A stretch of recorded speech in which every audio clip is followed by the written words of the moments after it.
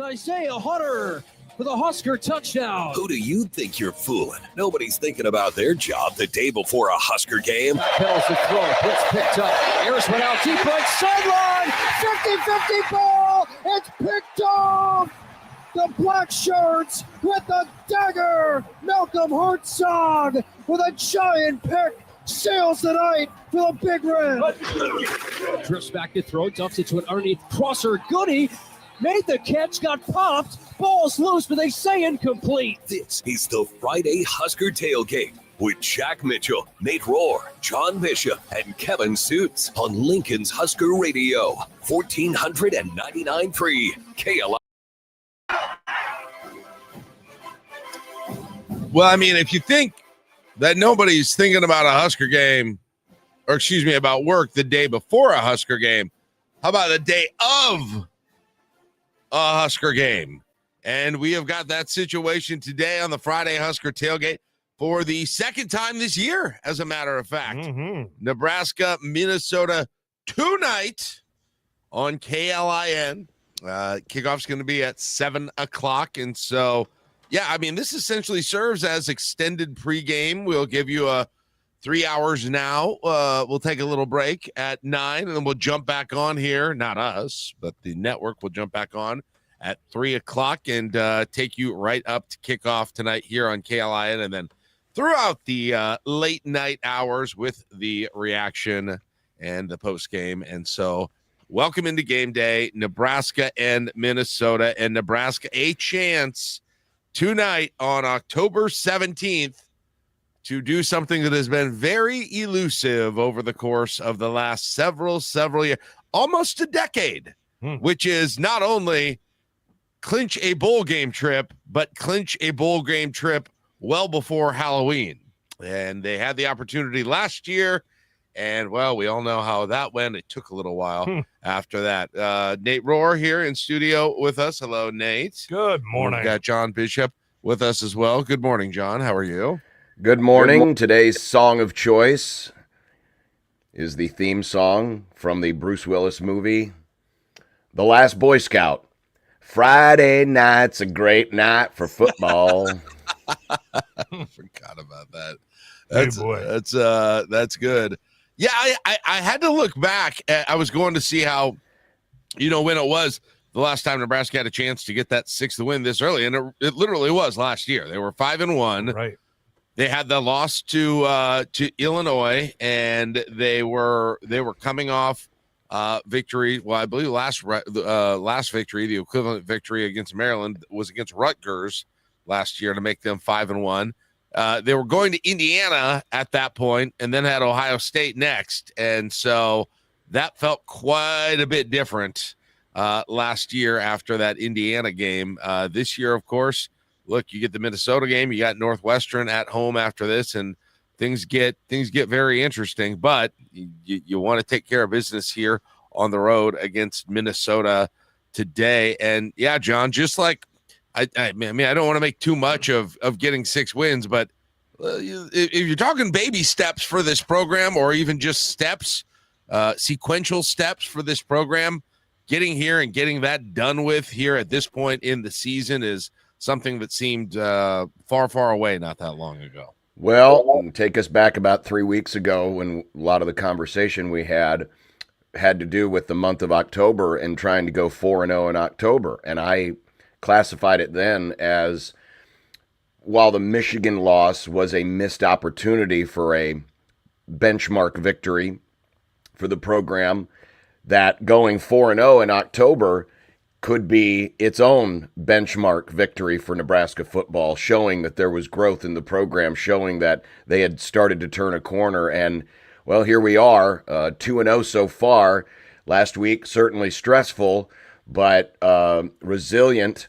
And now you get to put that test up against a program in Minnesota that's won 8 out of the last 11, 5 in a row in the series.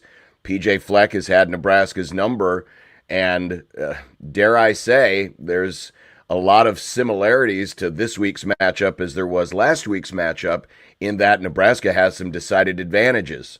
And the point spread's going to probably settle around the same 6 to 7 to 8 point mark.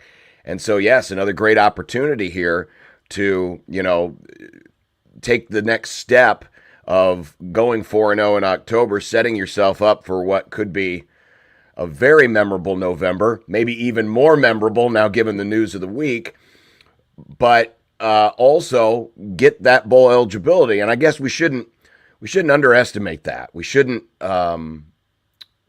look past that. While just bowl eligibility isn't reason enough to celebrate, and certainly it was the barest of minimums of the goals that this team, I'm certain, had, it's still noteworthy because it was a grind last year. It looked like last year at this time, 6 wins is a certainty. 7 wins, 8 wins is a certainty. Maybe we didn't have the same idea of, the potential of a really special November coming up, or maybe being in the college football playoff conversation, but certainly, the bowl eligibility and everything else was going to, that was going to take care of itself, and it took a long time.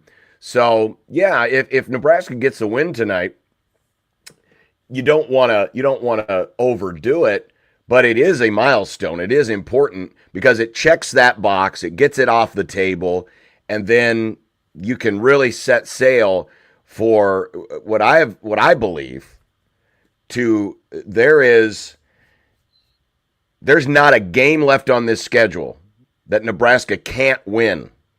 When we started the season, we looked at Penn State and said, that ain't happening. Yeah. Iowa's always Iowa. It's going to be Iowa. USC could be a landmine, and still can be a landmine. And I'm not saying they can't lose any or more of these next 6 games, but I feel better today, October 17th, on the second half of the schedule than I did back in late August when we were down in Kansas City. And that's a credit to how the team is playing. Yeah, it's also based on how the opponents that are coming up look. But this team is in a good spot, and so tonight you can, like I said, check off another box and then really set sail for what could be, when's the last time we went into the month of November with hopes and dreams? 2012? 2012, 2016 maybe still, Yeah. 2016 felt Pyrrhic. It felt... Yeah. That felt illegitimate, frankly. But we talk about all the down the road stuff that could be for this team. They were burdened by trying to become bowl eligible last year, and so they're sitting there at 5-1, and then they get run at Indiana, and then they play very well at Ohio State but lose. And then they missed the opportunity against UCLA. It was a real burden for this program to be sitting on the cusp of bowl eligibility, but not get it done. And so the idea, it's almost the theme of the week is just focus on the 6 inches in front of your face now more than ever. With all the talk about Matt Rule going to Penn State, with all the talk of possible bowl eligibility, with all the talk of, hey, you win this one, you look good next week, and then real things could get real in November. Nebraska has to just go up to Minnesota and play well and take care of business. And you just they need to stay locked in on just what's right in front of them, so that they can achieve all this, because there is a lot out there for this team if they're able to put aside everything that could intrude on that focus. So you're hopeful that they're able to do that. And like John mentioned, Minnesota's just been a very tough place to win, but very notably, this is a really different Minnesota team than we're used to. This is not the Minnesota team that's going to ground and pound you, going to take away your run game, and really make things difficult for you. The one thing they do is take the ball away. And that's, especially with Nebraska's turnover problems the last couple of weeks, especially last week at Maryland, that's where you get worried. But if Nebraska can just do what it does, they should be able to win, which then sets up everything else.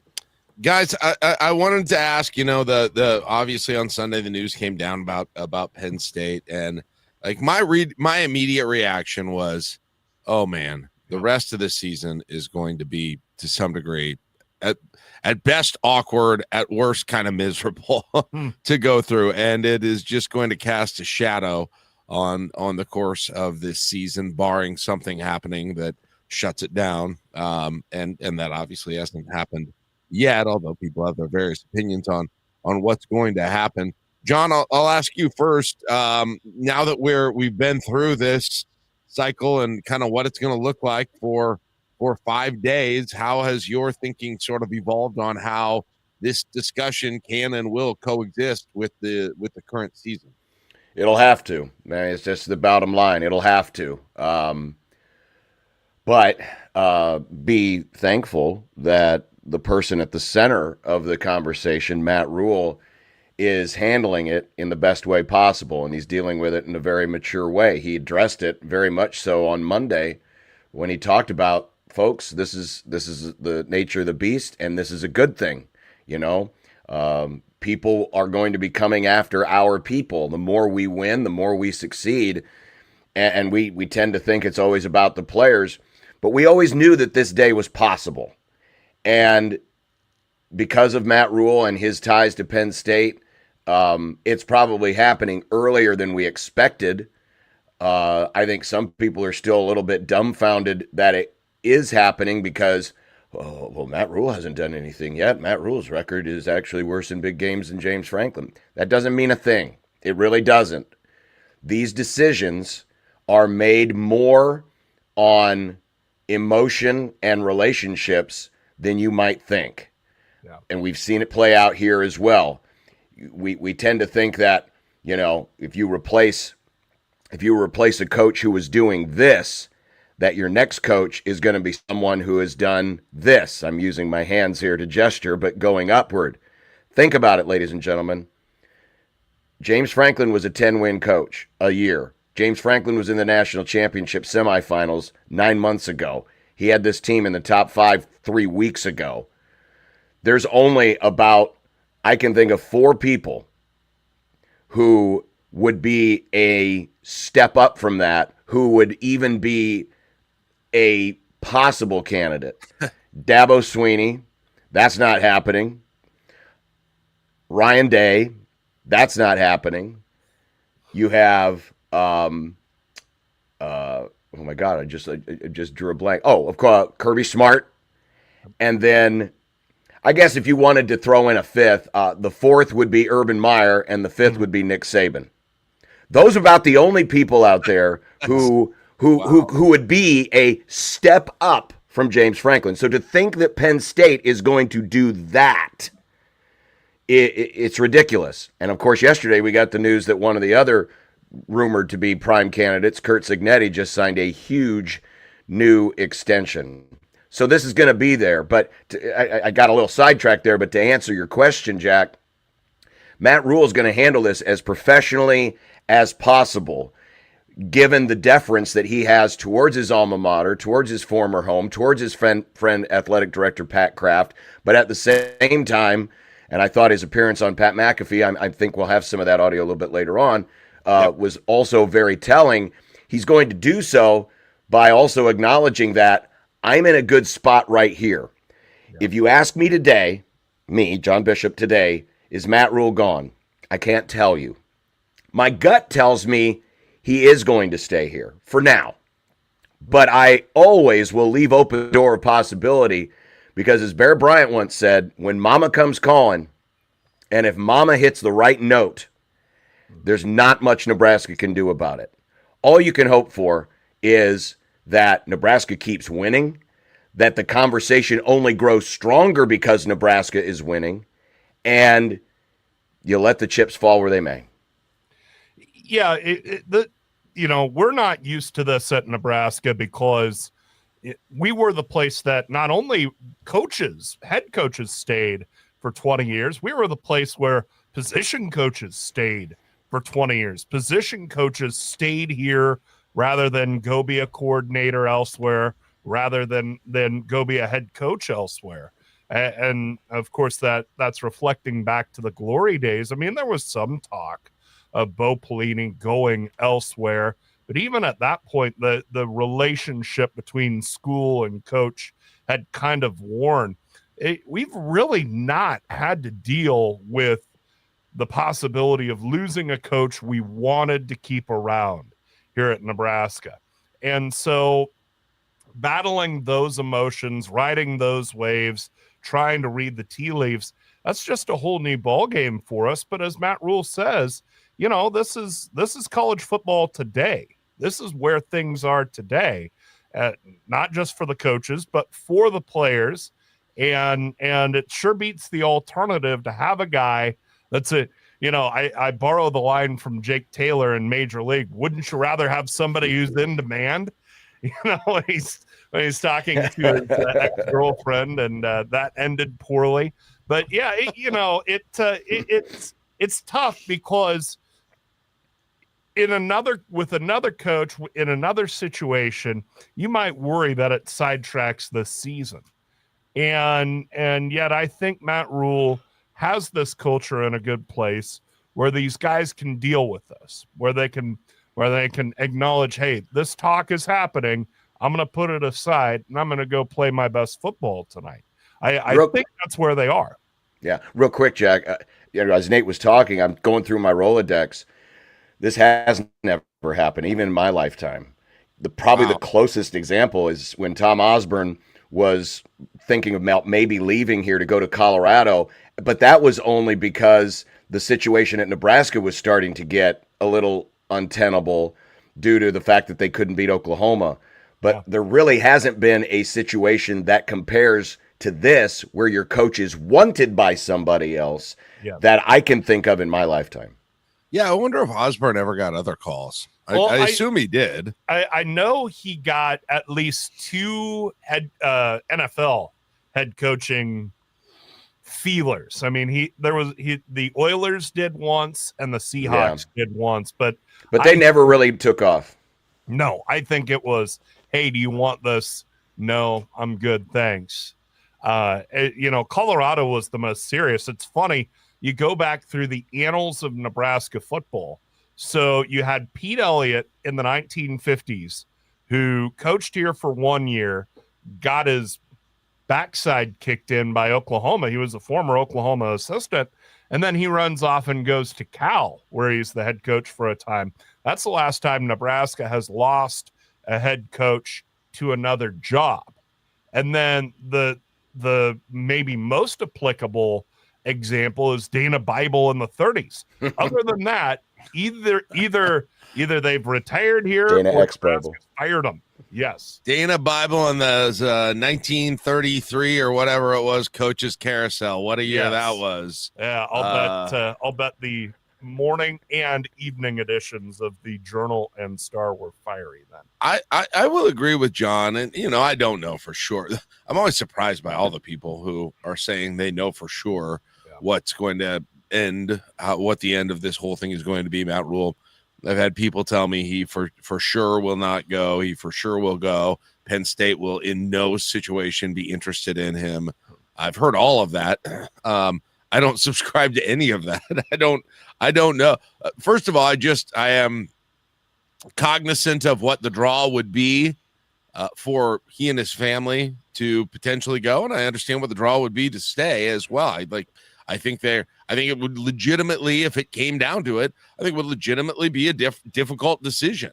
Yeah. And I think that's a kind of just a human answer more than a football answer. And so I can see all the reasons for that. Will Penn State get to him? I mean, at some point, yes.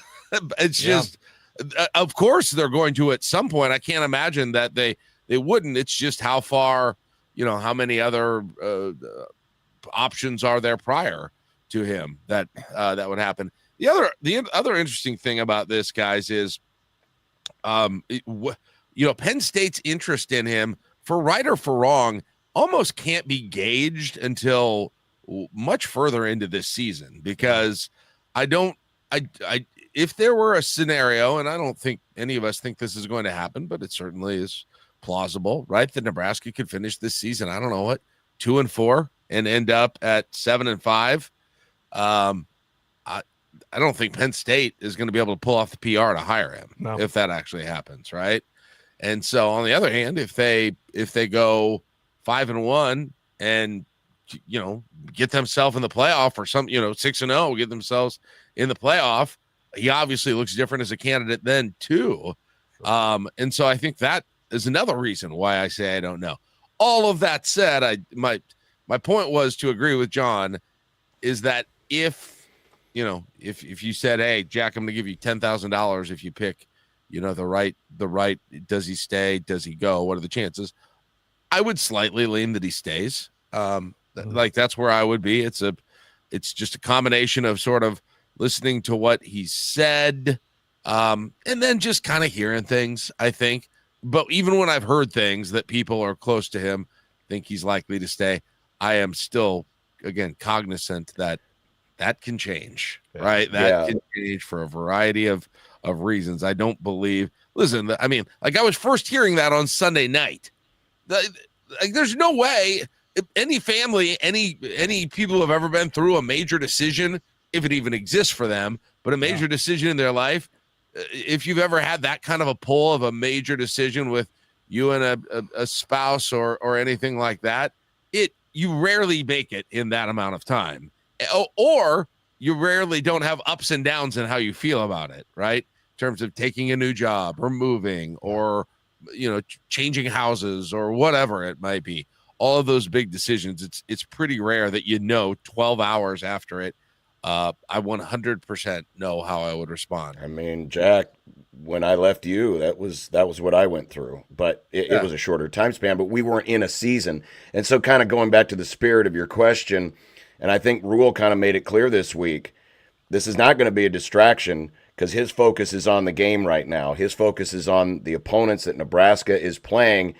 So I think that's also a way of saying, friends, this is going to play out for a while, and it's going to play out in the media. It's going to play out in the public discourse. Mm-hmm. It's going to play out behind the scenes. But if you think that Matt Rule is going to have any direct conversations while the season is going on, or at least the regular season, because we know that there's time sensitivity at some point about, when you want to hire a coach with where the new transfer portal is and all this other stuff.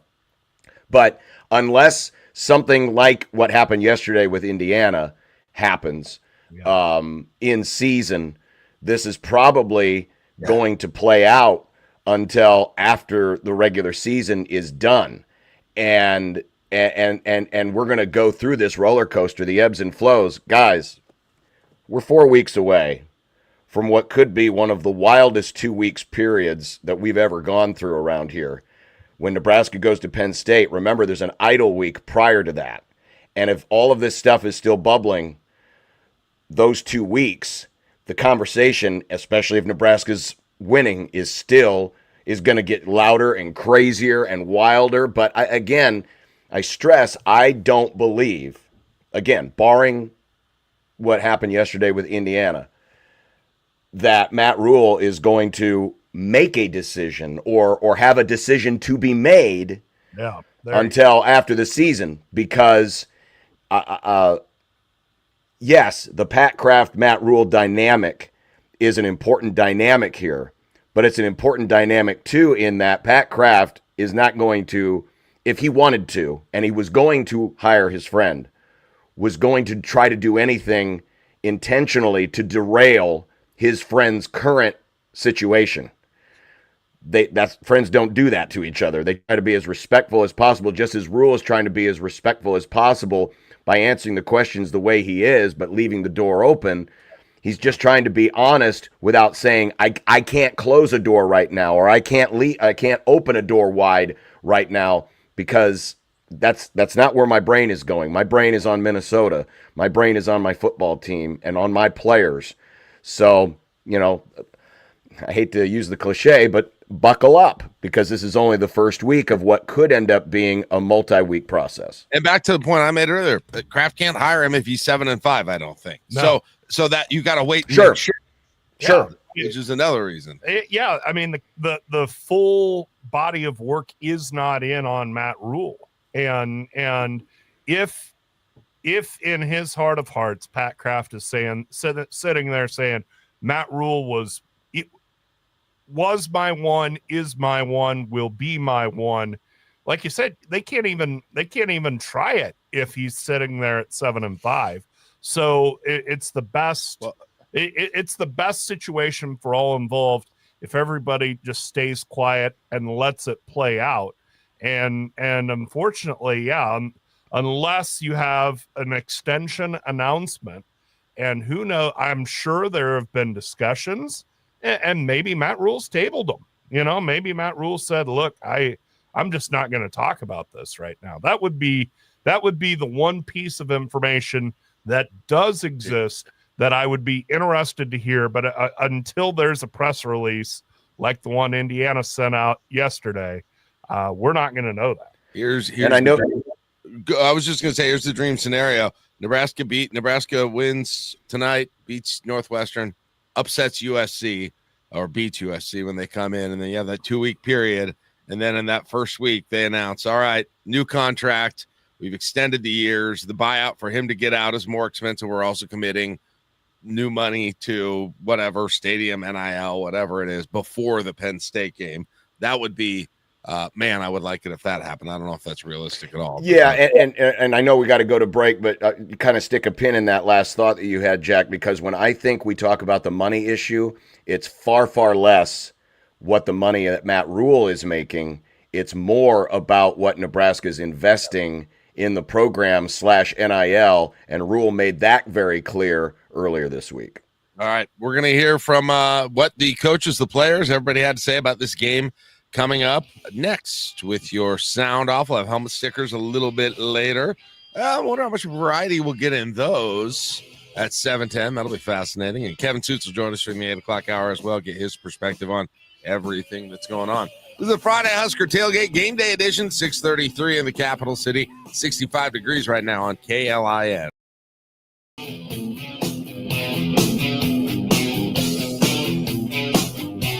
When you're thinking Huskers, Swings and hammers this one deep left field. It is gone. think 1499.3 KLIN.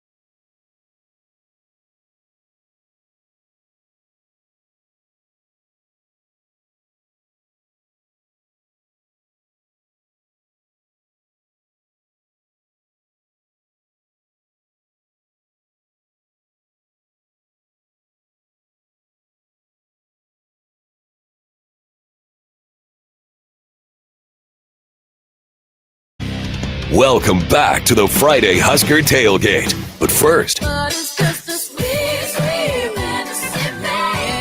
your Fantasy Huskers keyword, presented by Nebraska Sign. Husker Radio, 1499.3 KLIN. All right. This is it for Fantasy Huskers this week. No Drive Time Lincoln today. And so it's going to be a double shot power here. We're going to pick 2 keyword today, and they will both get picked. So let's give you the keyword right away. Chair, CHAIR, chair, as in the bits of broken chair trophy. Yes. And which, by the way, sat in this studio once, like for a week. First came back from the Team Jack Radiothon. I think I transferred it in my car or something. I don't know why we had it in here, but we did. Like that shows you what kind of trophy it is. It's not like the Heisman Trophy just sits randomly in someone's office for a week. that did happen with that one. So the word is chair, CHAIR, texted in the Hunt Irrigation text line. Guys, in honor of Nebraska, well, in honor of Emmett Johnson having a big game last week, and then kind of coming into the situation where he is going to be motivated playing against his home state school that was not interested in him coming out of high school. I decided to ask the question, what will Nebraska's longest running play be from scrimmage against Minnesota? How many yards will the longest run be? It doesn't have to be a touchdown, just the longest one. So the guesses span from 38 at the bottom, Catherine with the lowest, to the highest, which is 72 by Andrew. So we've got within there, we've got a 30, we've got 40 or 38, we've got a 40, we've got a 45, 47, 43, 50, 58, and 72 are the guesses so far. So we need 2 more today. So text in, share. You might have a chance to win that combination of gift certificates to Big Ten Sports Bar and Grill, Alumni Hall, and Rubidoo, all presented. Now, Jack, this is for just any run, not a scoring run. Doesn't need to be a touchdown. Yep. So and the lowest again was what? 38. Keep in mind, I know last week Emmett had the big 50-yard run, but for the most part, Emmett's big runs have been 15 to 25-yard runs. So there's a lot of room, near the bottom. Yard run, I assume it would be a top 5 longest runner. In yes. Yeah, it would probably. Yeah. So, but I think they think he's going beast mode on tonight. Yeah. Which he very well. Man, we'll get to it, but holy cow, was he good last week? It was something.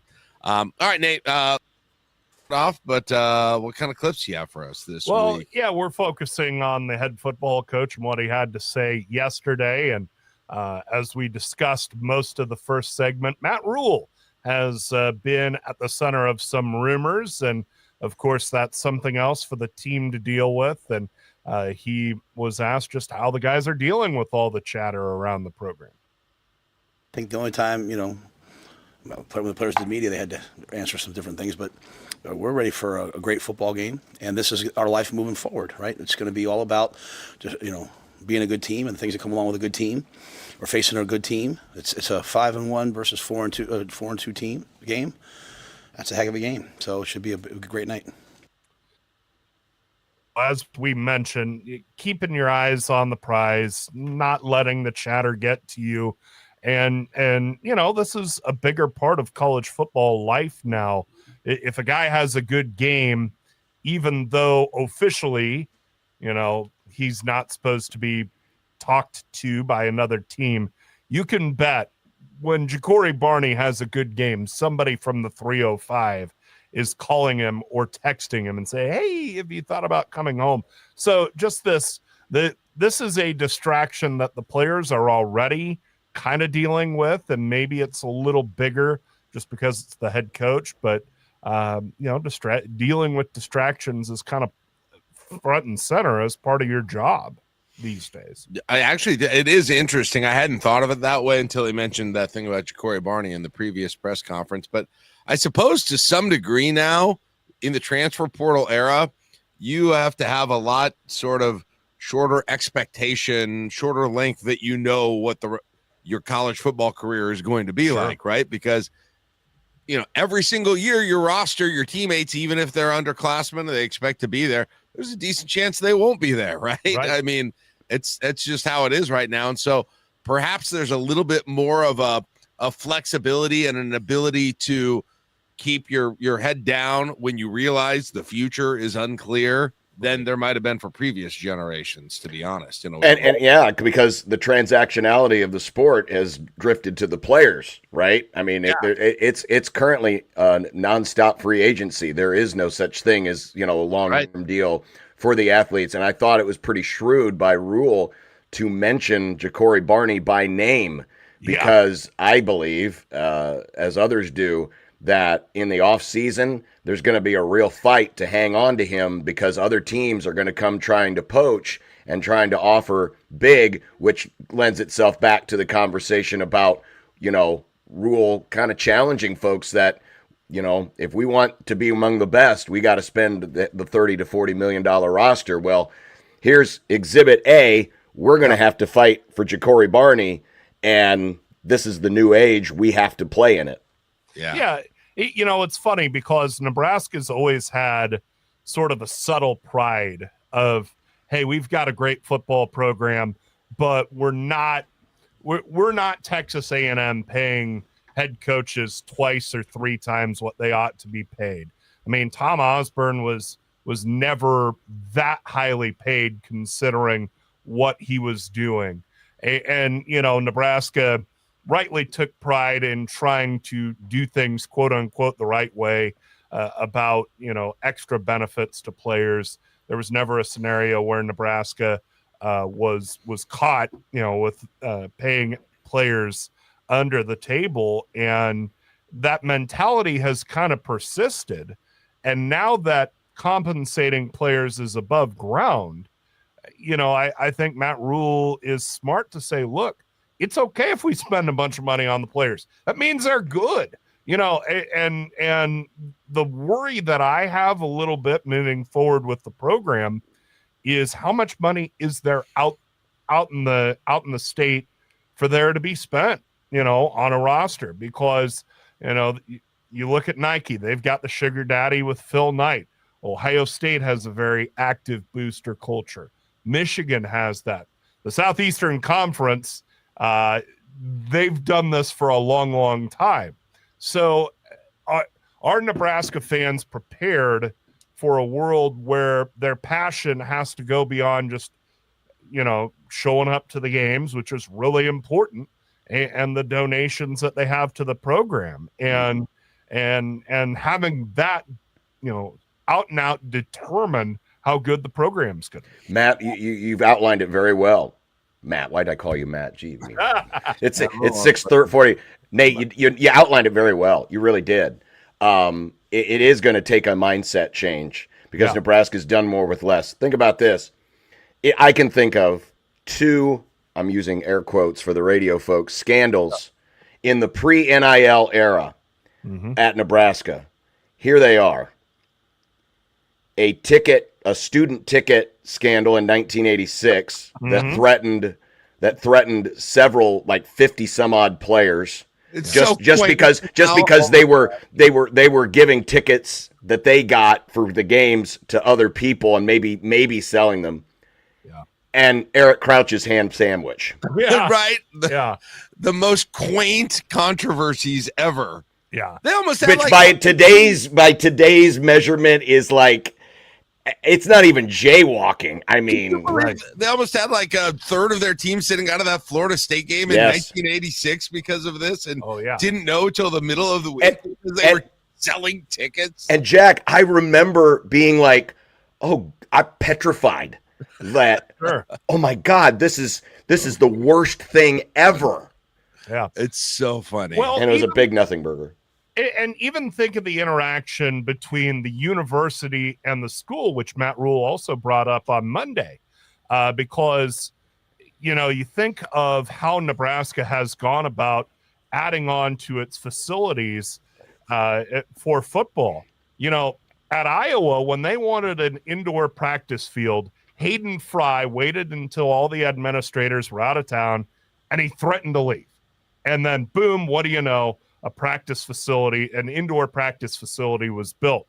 When Kick Pavilion was built in the late 80s, Nebraska, first off, had to lose the national championship in heartbreaking fashion. Tom Osborne had to go to the Regents and the University Brass. A surcharge was put on every season ticket. And then not only did they build the Cook Pavilion for Nebraska football, but that surcharge on football tickets went to build the Student Rec Center, which for a long, long time was the third largest weight room in the Big 12 behind Texas A&M's football weight room and Nebraska's football weight room. And then you think of even 2006 in the first Osborne complex, to get the shovels in the dirt for that, Steve Peterson needed to give that South locker room office building to the computer science department so that they'd actually do that. So when Matt Rule has talked about investment in the program and sort of the interaction, first off, between fans in the program, but also the university and the program, it's got to be a little different ball game here. So as you try and build the case for Matt Rule to stay, you hope that those barriers are taken down. And you speak of optics, Bill Byrne had plans to build a new East Stadium for years, but then 9/11 happened, and it was, optics, right? Yeah. And for right or wrong, but these are some of the roadblocks that have happened over the years, and a lot of it has had to do with, it just doesn't feel right. Yeah. And I think Matt Rule is saying sometimes you have to do things the hard way, even if they even if they give you a little bit of a queasy feeling, because if we don't, a lot of somebody else's will. Right. It's interesting because, and I know we got to go into another one, but his point was, look, Nebraska's history is innovating, being the first and being the biggest and the best. Although, I don't know if when they added the weight room, added the kind of the weight program or the training table or whatever that it was, I don't know that people were worried about the cost, or it was because they were relatively inexpensive. Yeah, it wasn't right. And you didn't have a scenario where it was happening at the same time the university was cutting $25 million for academics. And so optics wasn't really a discussion, I don't think, around those. Correct. All right, Nate, what else we got? Well, Matt Rule began his Nebraska coaching career at Minnesota. Heartbreaking game, kind of unfortunately continued the template of the Scott Frost era, and unfortunately kind of set the template for Matt Rule's first year plus at Nebraska, and even into his second year. And Matt Rule discussed that this week. The environment. They had a gold out. The crowd was electric. So we practiced all week with insane crowd noise to be prepared for it. And we're counting on Husker Nation to show up and even out the volume to a degree. But there'll become a time like last game where silent cadence down inside the 10, where it's just what it is in the Big Ten and big time football. And we prepared since camp, so we do silent all the time, but we've done silent this week as well. So we'll be ready if needed. The rest of it, it's kind of once the game gets started, who blocks and tackles better. Strange to me that he brought up the fact that they weren't quite as ready for the atmosphere in that Minnesota game as they might have been. Obviously this is not Ohio State, right? This is not a huge atmosphere, but it's certainly something that worries them a little bit, or at least is on their radar. I found out something yesterday. We talked to Mike Grimm, who's the voice of Minnesota football.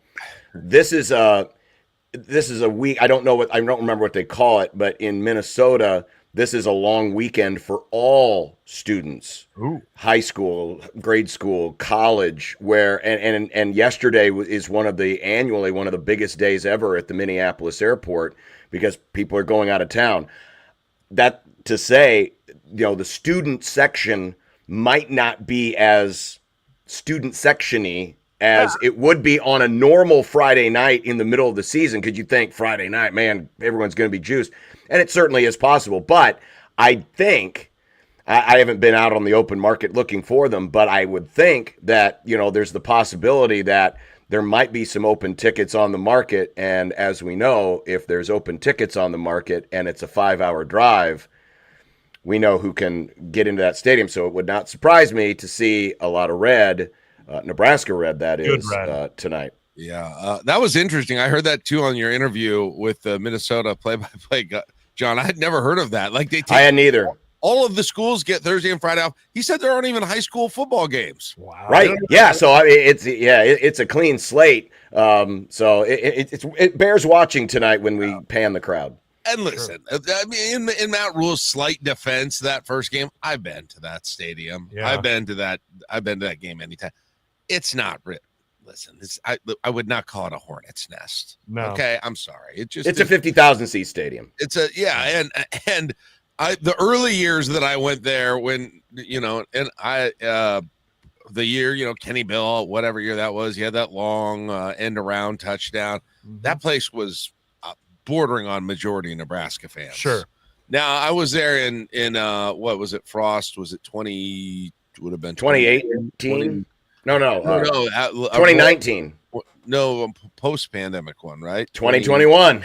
Yeah, 2021. Yes. I was at that game, right? The one where the Nebraska went out of the shotgun at the 1 yard line and didn't score, and Austin Allen had a big game in that one. It was a little more even, but again, it's not. I don't know what to do. It's not an electric atmosphere. No. Well, and Minnesota might be 4-2, but they lost to Cal. They got blown out by Ohio State. So the energy right now isn't. This isn't the Minnesota team that was threatening to win the North Division a few years ago. There's kind of a, and we're in the middle of Viking season, so. I think there's a very good chance there's going to be a lot of red there. It was a Thursday night. It was the beginning of the season. It was a season, I think. Yeah. Hey, Paul McCartney's playing U.S. Bank Stadium tonight, too. And there it is. Jeez. Yeah. Wow. So there could be a lot of red there, but they're certainly accounting for a possibly somewhat uncomfortable atmosphere. Jack, do you think that Paul is going to play Wonderful Christmas Time? Probably. I mean, it's October. Yes. You'll know when they get the $18 Casio out, and he goes. All right, Nate, you got one more for us? Emmett Johnson coming off a career game at Maryland, going home. The Huskers are going to walk through at his vacant high school field. Matt Rule was asked about Emmett Johnson this week. He's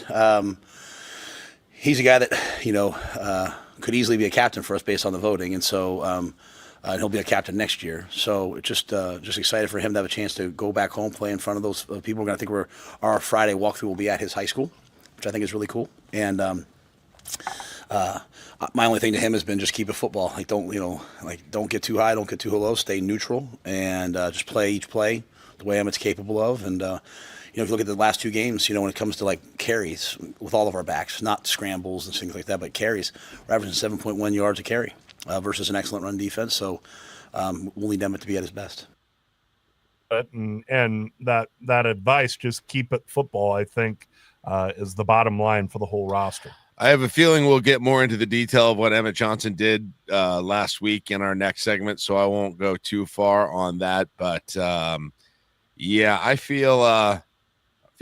feel pretty good about Emmett Johnson's game here coming up tonight. Should be winter is coming. Yes. It's coming in the form of Emmett Johnson in a surrender white jersey. Yes. Ooh. There's the first mention of the day. 55 minutes in. Hey, there you go. Oh, I got it on the morning drive today. Don't worry. I know. I've got thoughts on that. All right, we will grab a break right now at 6:56. It's a Friday Husker Tailgate. I was referring to it earlier, about 10 minutes away from wearing those helmet stickers. I'm really curious if we have any variety on this one coming up. We'll see here in about 10 minutes. You are listening to the Friday Husker Tailgate Game Day Edition on KLIN. when you're thinking Huskers. For 3 to tie the game right way again. Betcha. Are you kidding me? Think 1499.3 KLIN.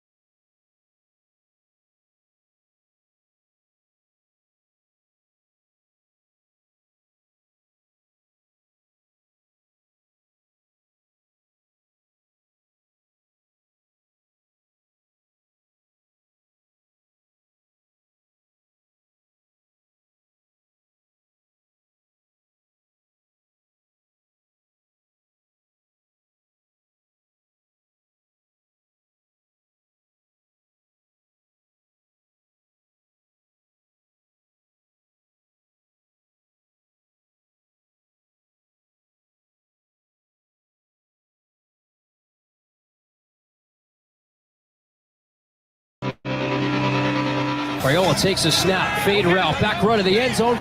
Touchdown, Huskers! Isaiah Hunter for the Husker touchdown. Who do you think you're fooling? Nobody's thinking about their job the day before a Husker game. Backpedals the throw, blitz picked up. Harris went out deep right sideline. 50-50 ball. It's picked off. The black shirts with the dagger. Malcolm Hartzog with a giant pick. Sails the night for the Big Red. Drifts back to throw, dumps it to an underneath crosser. Goody made the catch, got popped. Ball's loose, but they say incomplete. This is the Friday Husker Tailgate with Jack Mitchell, Nate Rohr, John Bishop, and Kevin Suits on Lincoln's Husker Radio, 1499. Yeah.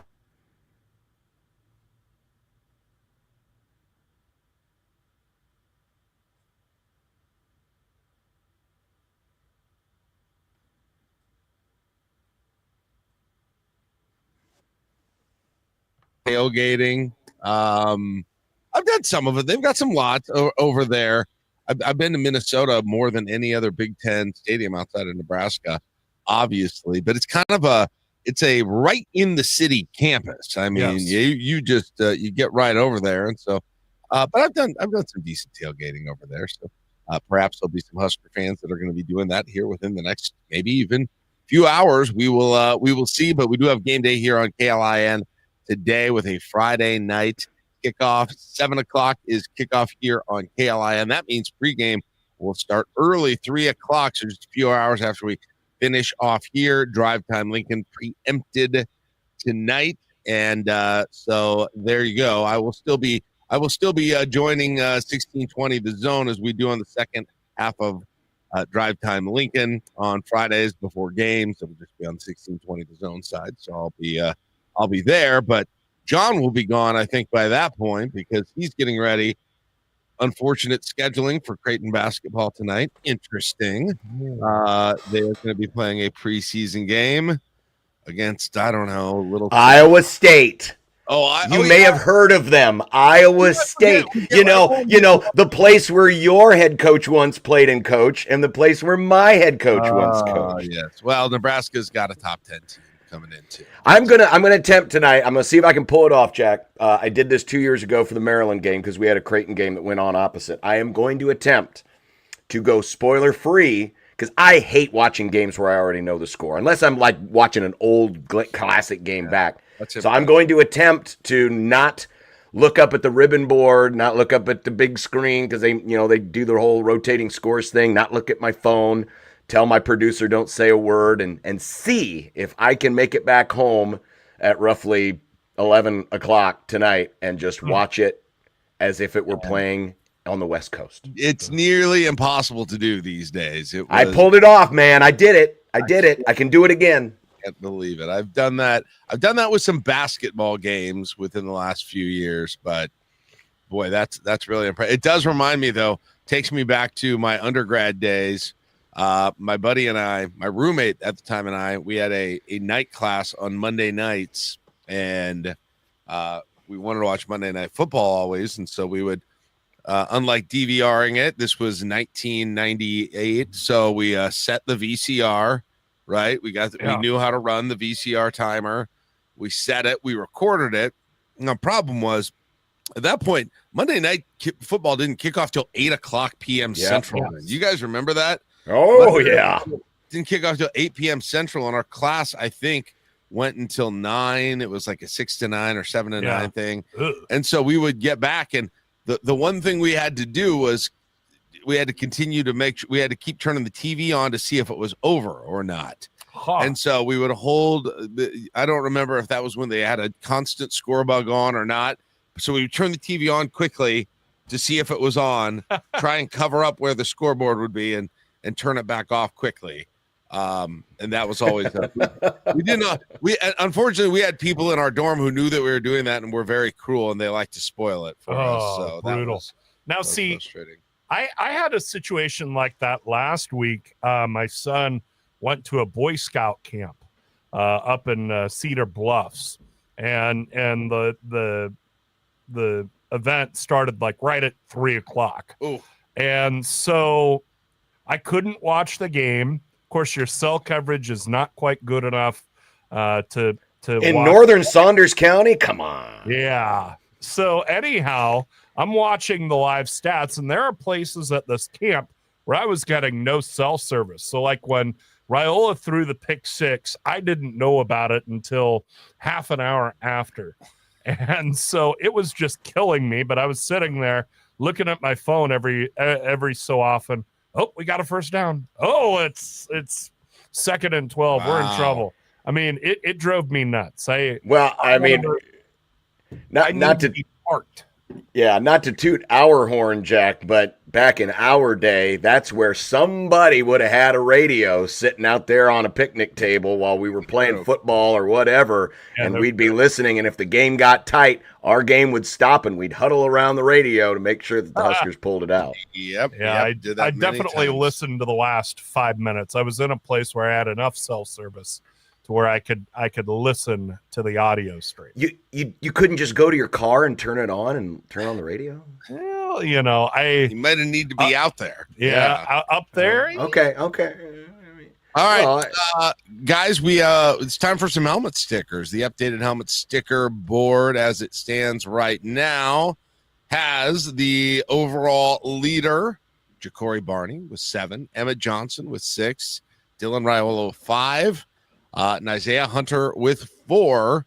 And so kind of those 4 from the offense right at the very top of this thing. And then we still have Quentin Ives and Javen Wright both with 3, oddly enough, in the next spot.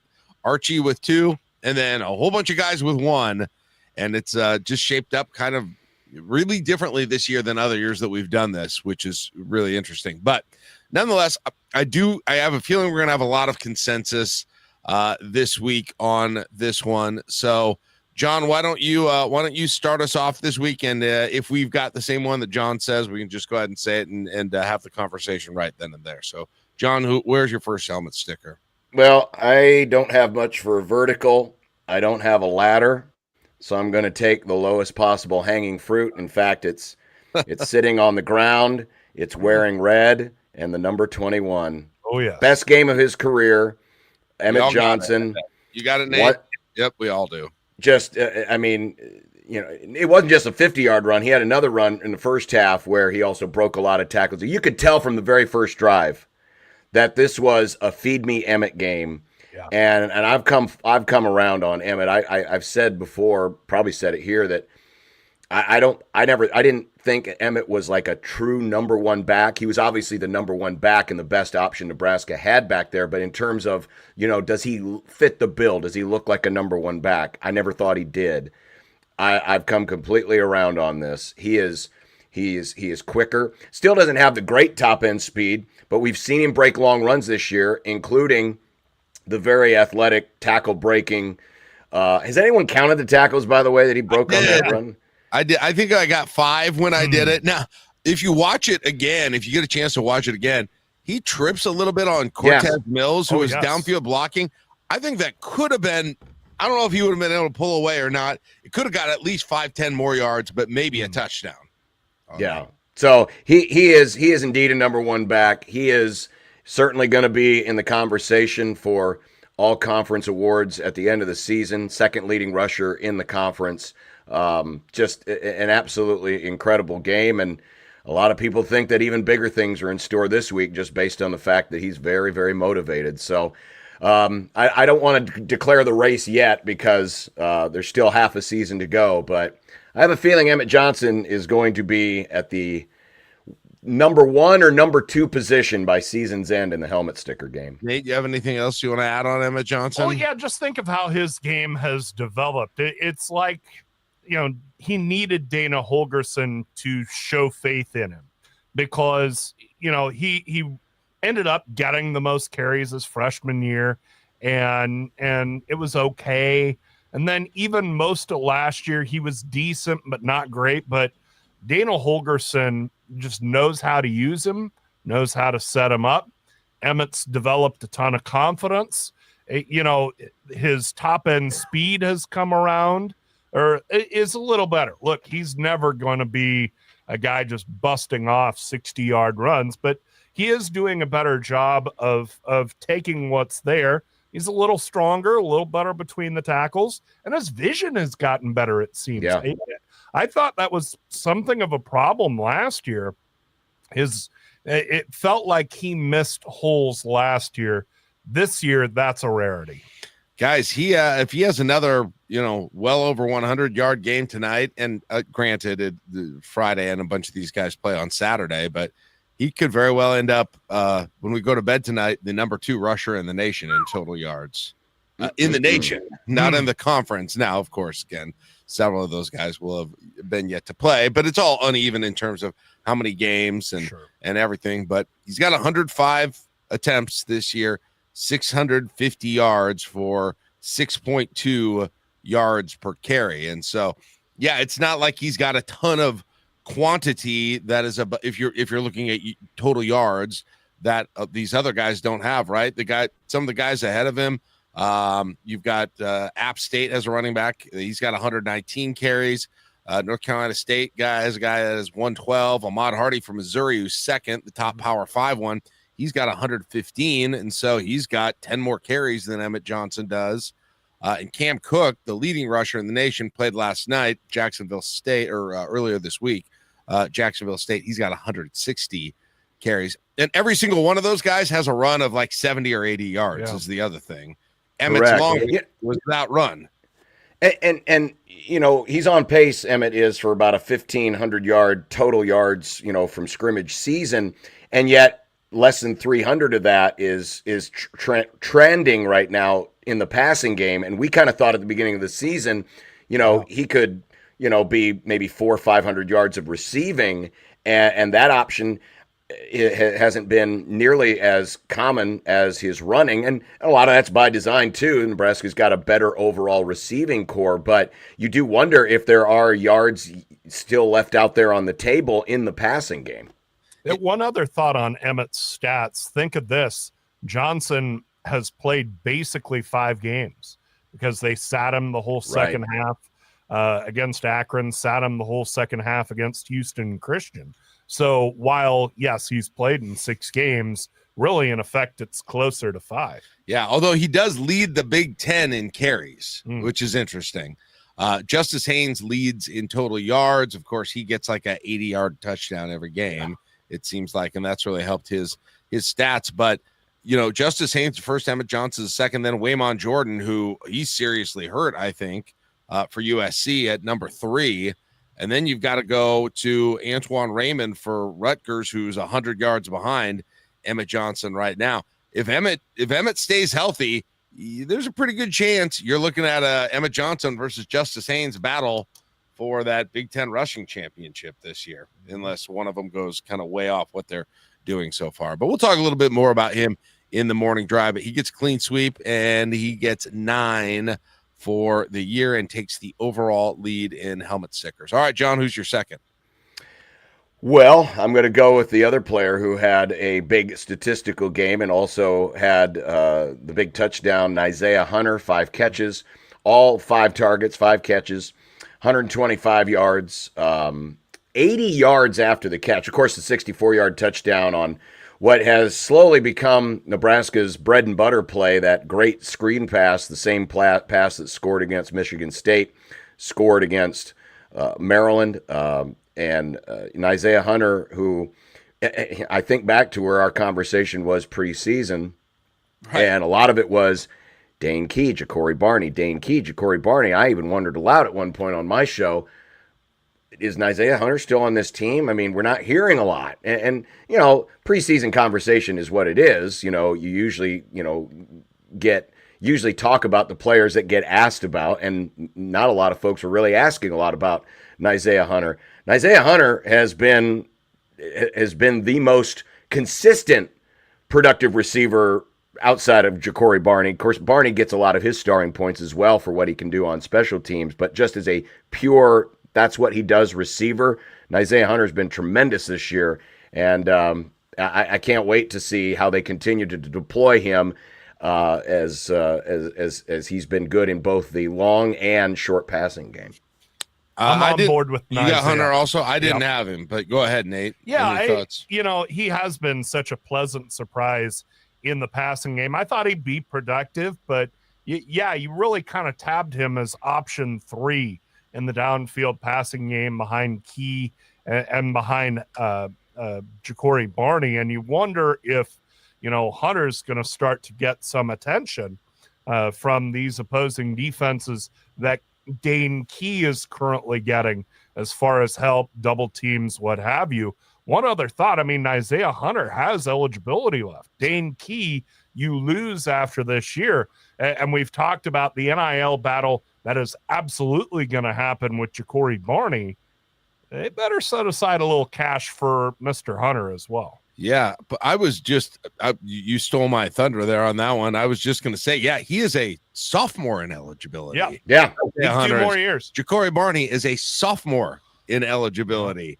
If that's not exciting in terms of this offense, and Emma Johnson's a junior and Luke Lindenmeyer's a junior. Sure. In terms of your skill position players, you're losing Dane Key and I guess Heinrich Harburg, right? Yep. Otherwise, all of them, in theory, would be back next year for an offense that it feels like has more skill position options than it's had in a decade. Yep. And it's, and Dane Key's definitely a huge part of that. But sure, that's pretty exciting, I think, for this offense. I am going to do for my second one. Let's see, who do I want to do next? You guys might have this other one, so I'll do this. I'm going. I'm going. I know it was just one play and it was a key one, but it's a great story. I'm giving it to Kenneth Williams. That kickoff return I thought was huge in that game. I had kind of heard some rumblings that Nebraska, similar to the blocked punt against Michigan State, I had heard some rumblings that Nebraska thought this was a place when they looked at film they were going to have a shot at taking. I heard that before the game on Saturday, and then and I kind of said a kick return. These never happen anymore, right?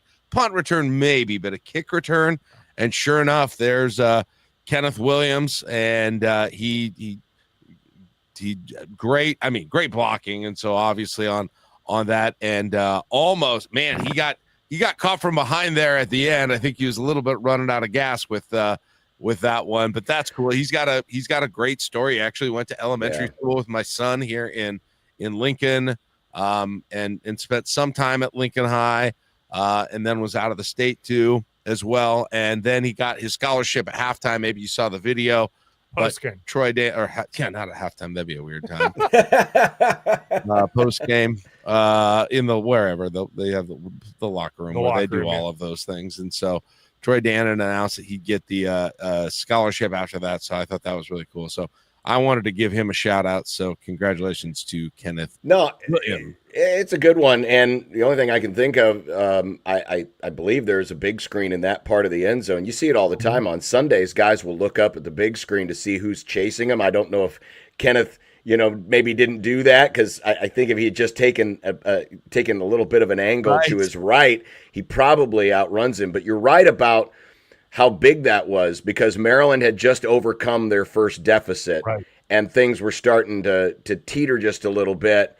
And for him to pop that instantly just spun everything back around on its head.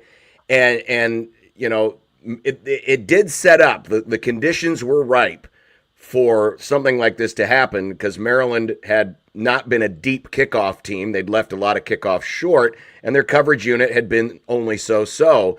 So kudos to, once again, Coach Eckler and the special teams unit. He's turning into Babe Ruth with all these called shots.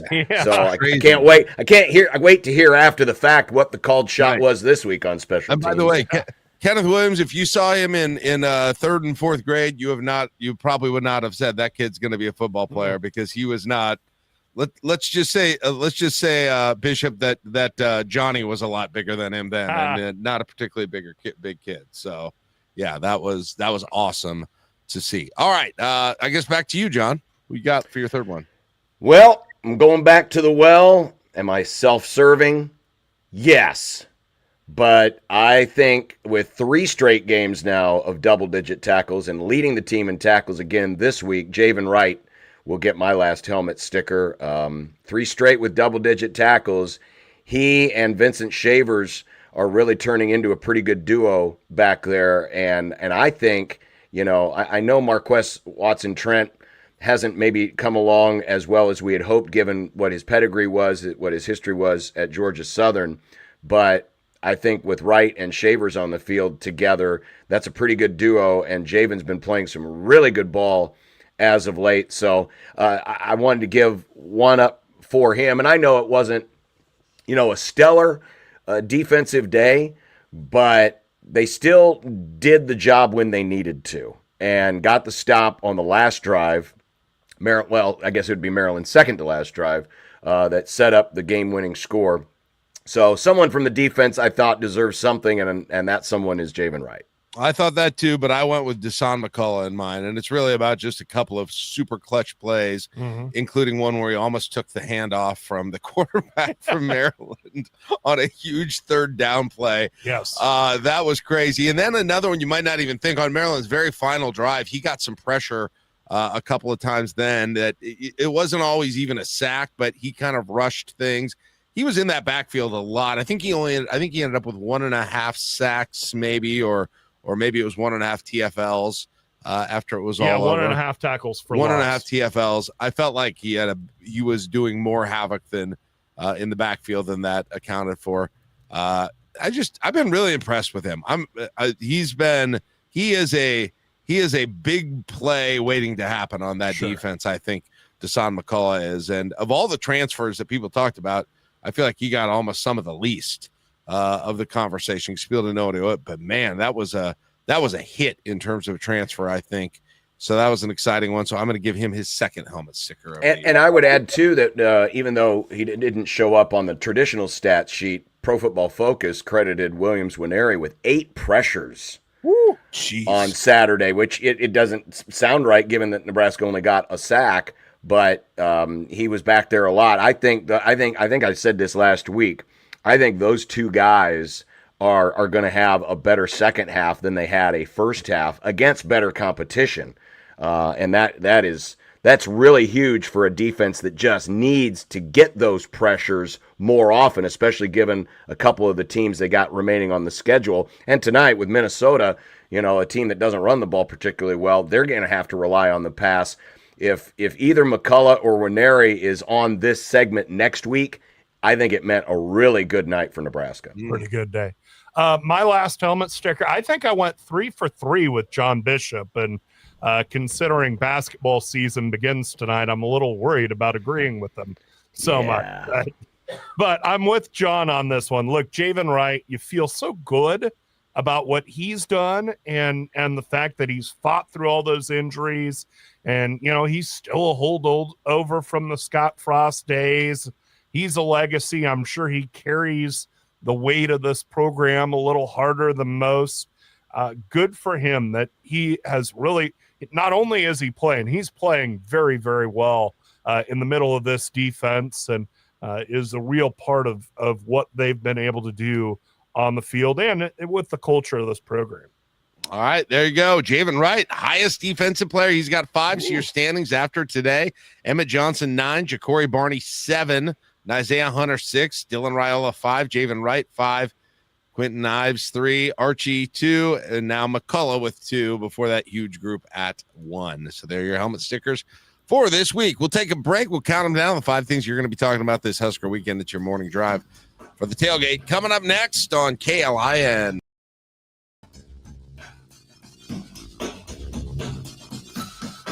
All the games, none of the subscriptions. Lincoln's Husker Radio, 1499.3 KLIN.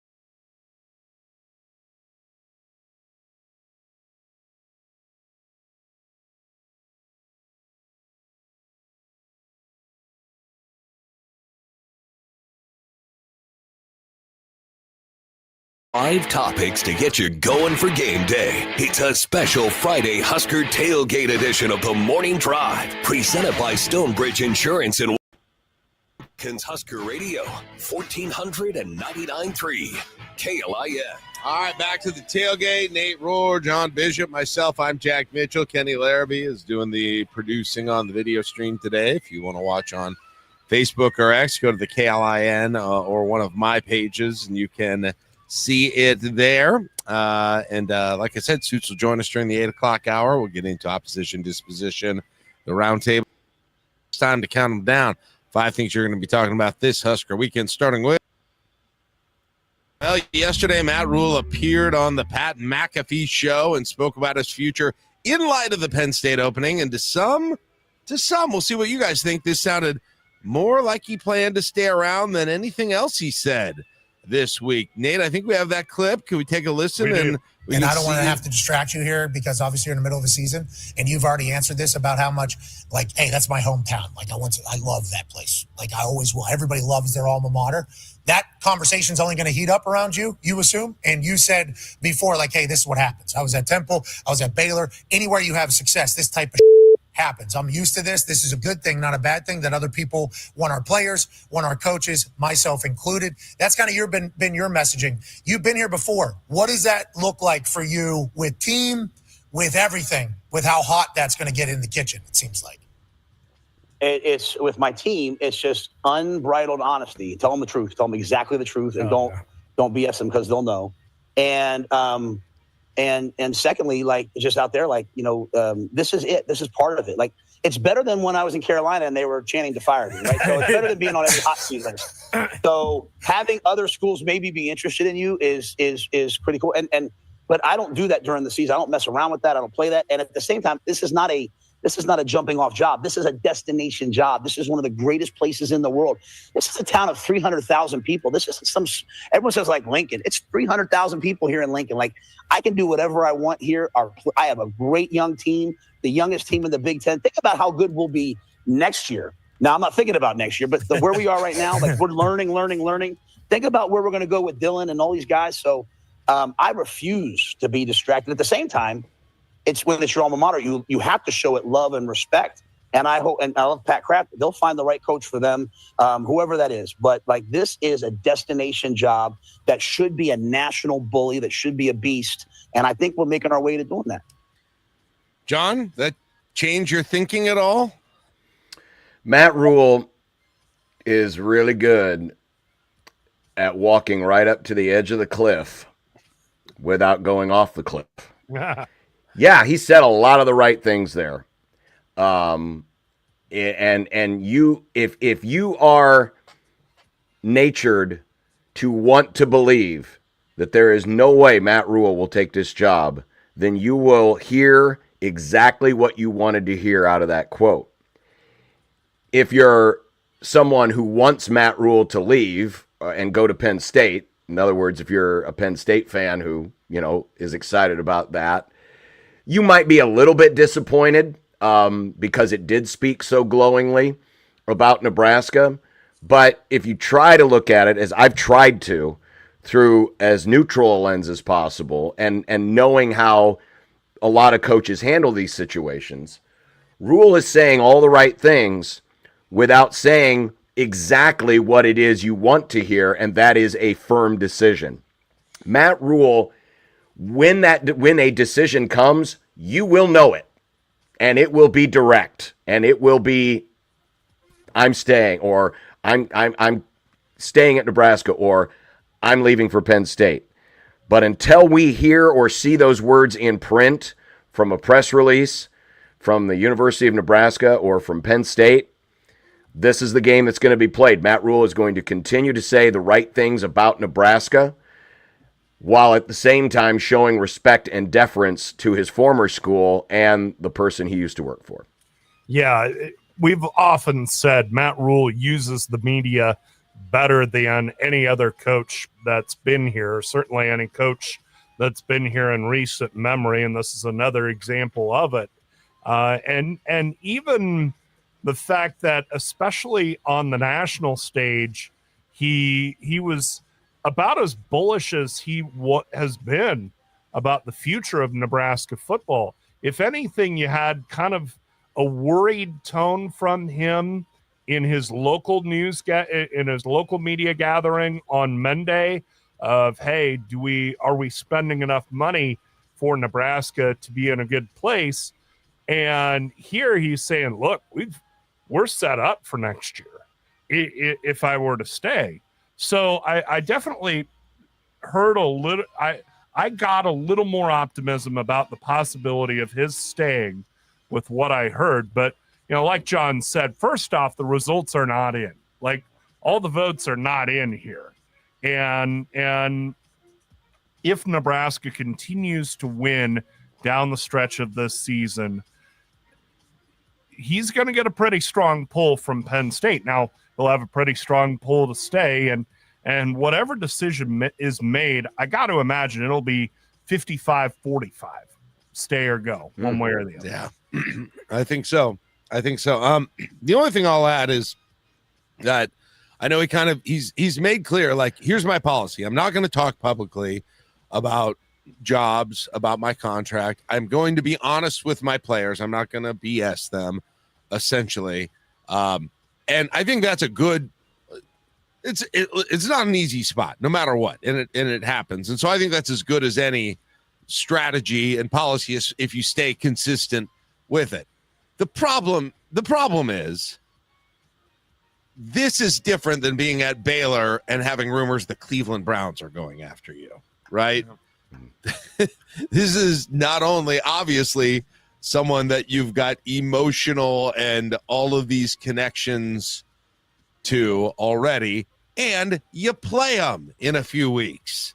Like, and you'll be playing them in future years. And that's another good point as well. But, like, to me, that makes it so much more difficult to do all of those things and try and pull that off. And like you said, John, unless there's something said by either side before then, you're going to go into that week, which is a bye week before for Nebraska. So it's 2 weeks of all of that. And it is just going to be, I mean, if I were him, I would wish to everything that game wasn't on the schedule. Yeah. I just, I would, just in terms of trying to prepare for it without the distraction, because that is going to be hard to hold that policy during that week, to be honest. Right. Oh yeah, absolutely. In some ways, Penn State, even if Penn State is thinking about offering him, you almost wish and maybe they won't do this, is like, you don't even broach that with his people until after that game's over, to some degree. Right, but the conversation's already being had, and it will continue to be had, so it might as well stay alive. The only comparable situation, Jack, and it was a lot more toxic in 2003, was the 2 weeks between Kansas State and Colorado, when the reports came out about Steve Peterson going to the boosters up in the suite level and, saying this is going to get fixed, and, basically implying that Frank Solich was a dead man walking. And then I think to the week of the Colorado game, and Frank did his radio show there in the studio, and, just how, you already could see the two-side divide that was starting to build between, the traditionalists who wanted to keep Solich and the people that said, we got to modernize, we got to be different. And that's about the only other period I can think of where, but that was toxic. This wouldn't be, it would be stressful, but it wouldn't be toxic in that, Nebraska is doing something that's untoward, or Nebraska's, a broken program, because this is understandable, right? Maybe if this were Iowa instead of Penn State, it might feel a little different, but you knew this was coming. Matt Rule is a grad of Penn State. He met his wife there. He knows all of this. So we knew that the possibility was always going to be out there that this job could open up, and Matt Rule, if he was still at Nebraska, could be a candidate for it. I think it's just happening a lot sooner than anyone anticipated. Can I say this? I don't know if I've heard anyone say this before. I hope Troy Dannon has something in front of him sooner than later. Oh, yes. Absolutely. I mean, and that's understandable. Whatever that looks like, terms of changing a contract, changing the length.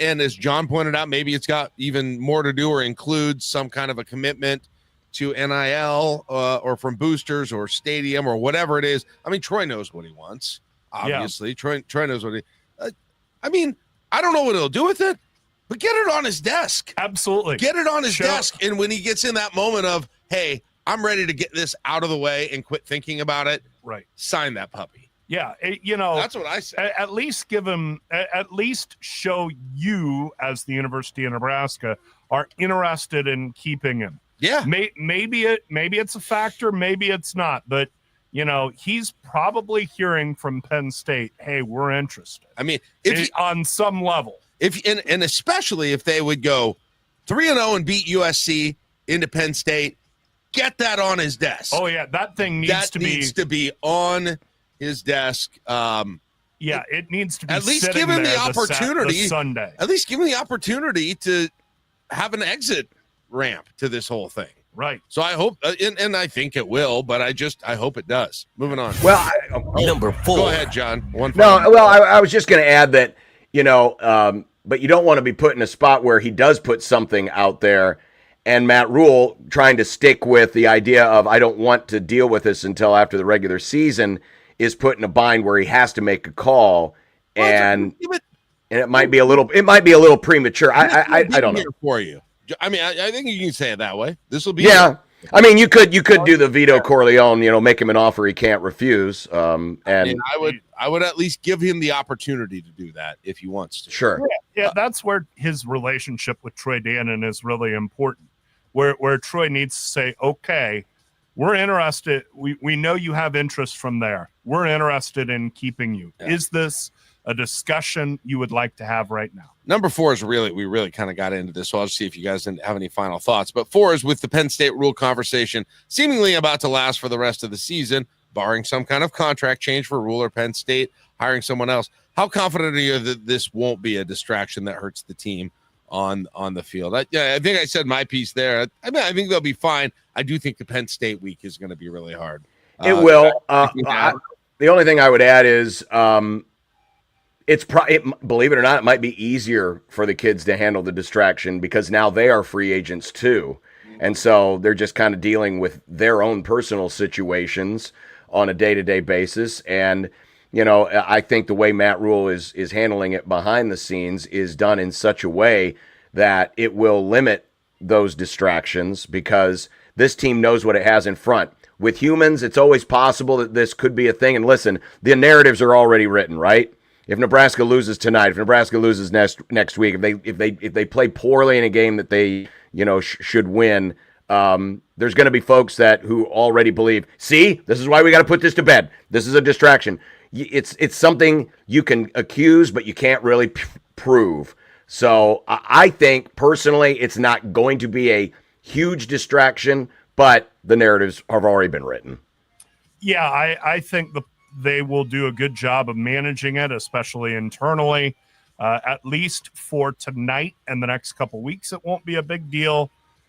The Idle week and the Penn State week, there's going to be a lot of talk. Now, all that said, no matter what, the best interest, whether you're a player who's got people interested in you or you're a coach, the best interest is still to just win, baby. Still to win, right? It doesn't change that winning is going to make things, better than losing in all of these scenarios.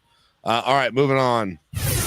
Number 3. After Dylan Raiola started the season with impressive efficiency and minimal turnovers, he's been throwing more picks as of late. At the same time, in both of the last 2 games, he made plays with a high level of difficulty that ended up being necessary for Nebraska to win the game. What do you guys make of the seeming duality of Dylan Raiola, who can throw some interceptions that frankly look surprisingly bad, yet still makes some of the toughest plays you can think of during crunch time? John? Well, I think to the words of Super Bowl 34 and still your Super Bowl 34 winning quarterback, Kurt Warner, even great quarterbacks, not only receptions are bad. And sometimes you throw a pick and you tip your hat to the defense. It's because you're trying to push the ball down the field and you're trying to make those tight window throws because those are the throws that are there. Pro Football Focus only credited one of the 3 picks to Dillon, and I'm guessing it was the one where he was trying to throw it away, and maybe the wind caught it, kept it in bounds, and it was picked off along the sideline.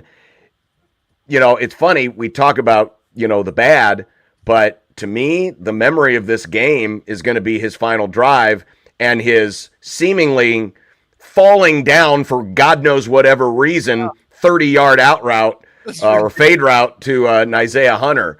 So this comes with a quarterback that makes plays, right?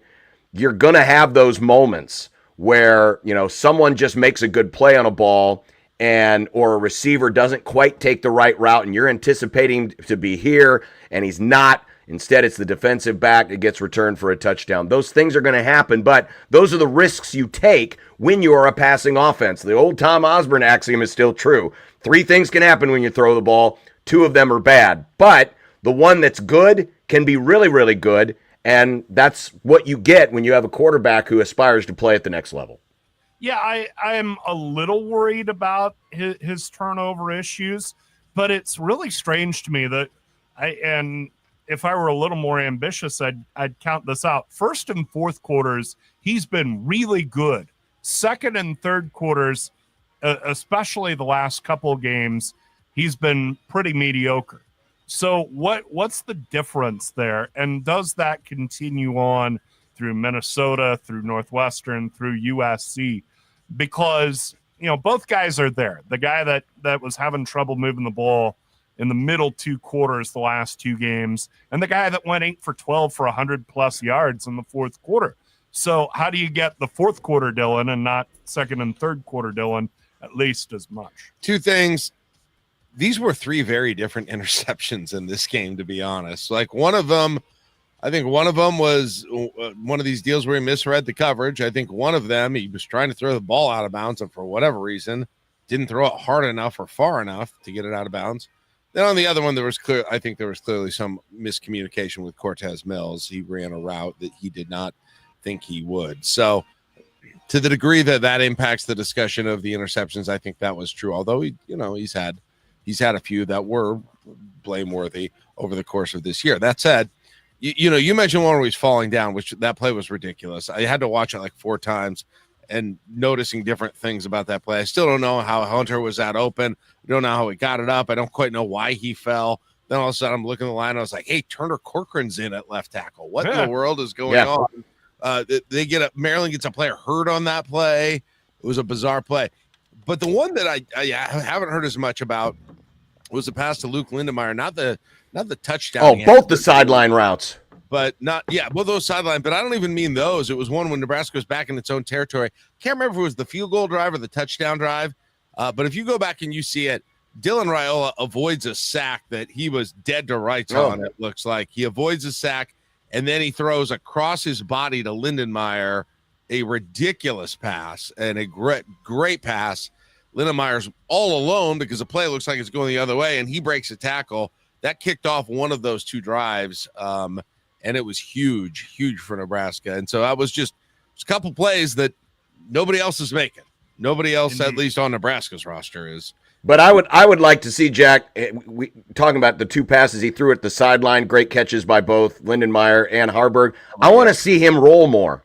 He's good on throwing on the run. I want to see some more boot and waggle game. I want to see him roll to his right a little bit more. Not consistently, but a little more of that, because that can open up some options. Well, and he was rolling to his left on the one that I was talking about and threw it across his body. Same thing. So, yeah. All right, moving on. Number 2. We talked about this one a little bit, so we can just do it quickly again. Emmett Johnson last week had the game of his career thus far and put an exclamation point on it with one final signature play. How would you guys describe what Emmett's taken, what's taken him from a good, reliable back to one that, at least for now, is one of the best in the conference? John, what's changed with him exactly? Individual skill, development, hard work, attitude. All right. Let me pitch in better play calling from Dana Holgerson, knowing how to use him, but then just getting reps, just getting the opportunity. Yep. To a consistent opportunity to build a rhythm and a feel for the game. Yeah, that's same thing. It's still interesting to me that it feels like Nebraska doesn't sometimes believe they can run the ball when the other team knows they're going to run the ball, even inside of. I mean, how do they score the final touchdown?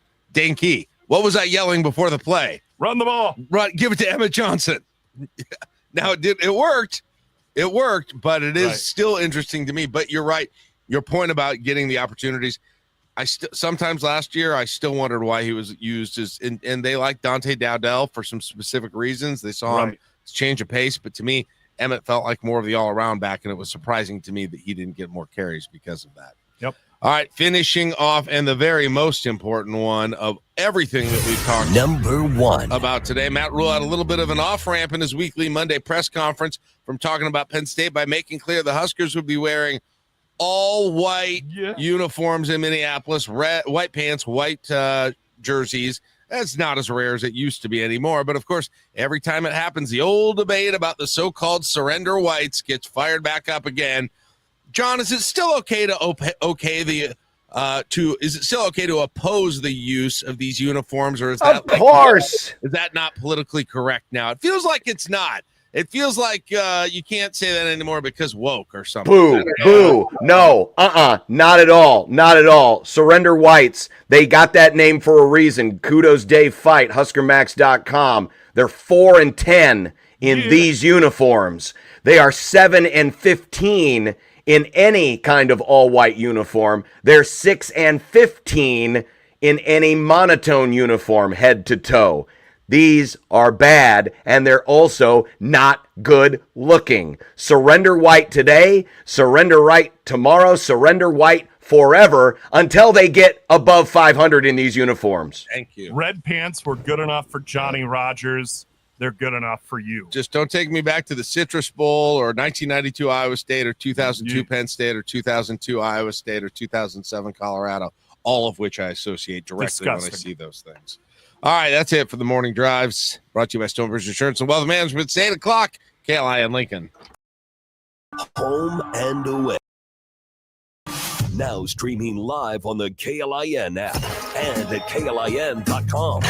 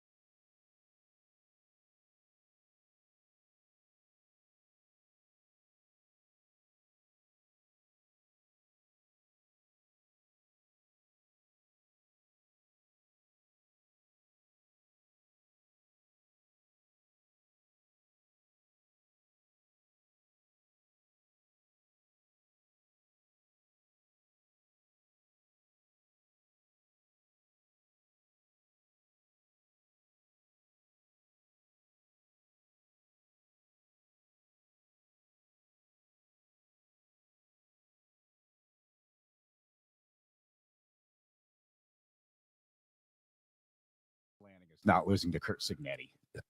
Oregon wins. Quack, quack, quack. All right, all the way around. Red River shootout rivalry. Oklahoma versus Texas. I don't know. This goes against where everything is, and so that's just kind of why I'm doing it. But I feel like Texas will probably rebound and win this somehow. There's a lot of experts that like Texas because I don't think they want to pull the trigger on the Longhorns already being out of the national title race. But Oklahoma, John Mateer is trying to get back for this game. Wow.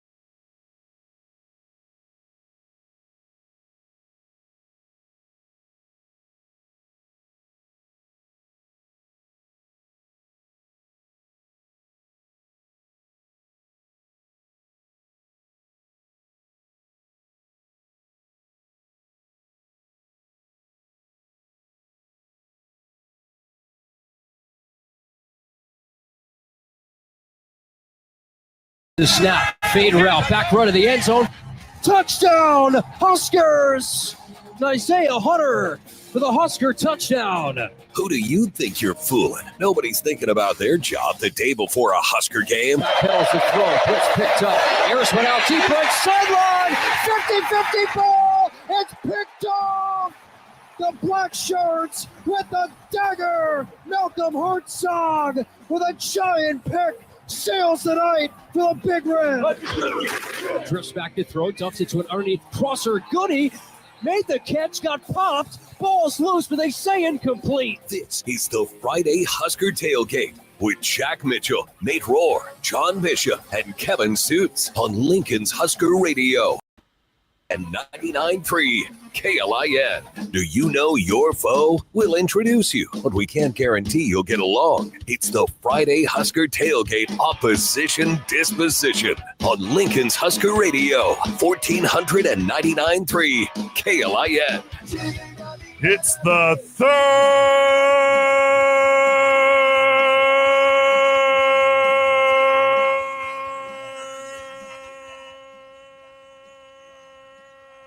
hour of the Friday Husker Tailgate on 1499.3 KLIN. All right, and there he is, Nate Rohr, our PA man extraordinaire and sports director here at KLIN as well. And we now have Kevin Suits, sports director 1011, joining us as well.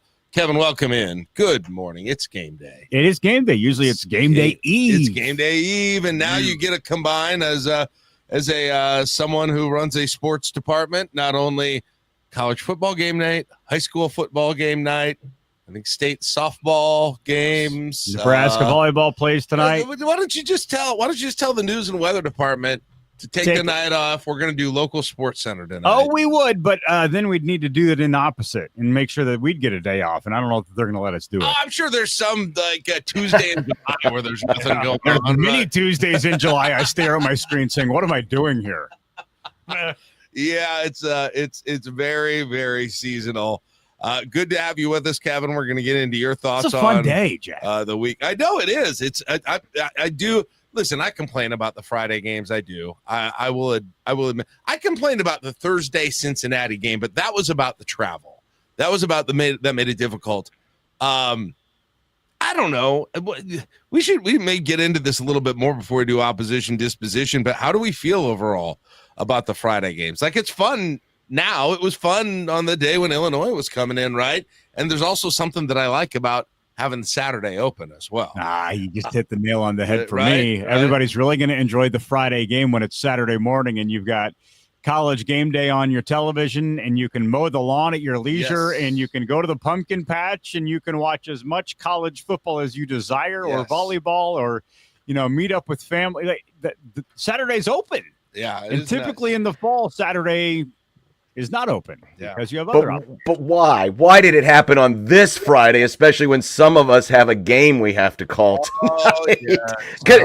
Could we have waited? Could we flip-flop this in Northwestern or something? I don't know. But, yeah, I mean, you're all right. I mean, having that Saturday off is going to be great, and there's some great college football games this weekend. But if you're like Jack and your whole weekend is determined by how the team in red does, you're praying for a win tonight so that tomorrow is enjoyable versus just sitting there going, I wish we could have won yesterday. But I'm better 12 hours. Oh, all right. Than I am 2 hours after. So you're saying Minnesota can win. All right, I understand. Yeah.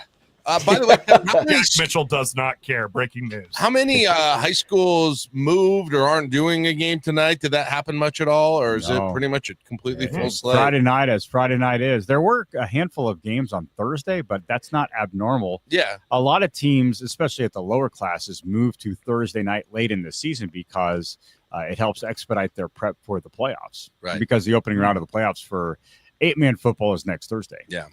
And I will continue to always point out, some people are like, well, you can't have a game the same night as high school football. Like, this is a new thing.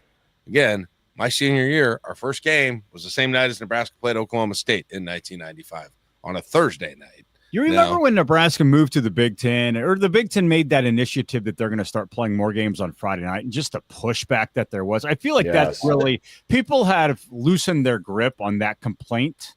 There is still some folks that fundamentally disagree with college football being played on Friday night. But over the course of time, it's not just the Big Ten. Every Friday night, I think that people that go out to dinner, if you're in a sports bar, you're in a restaurant, you see college football on television, and I think you actually enjoy it. Well, here's what annoyed it with you. Just don't like it when it affects your team. Here's what annoyed me about it. It wasn't even that.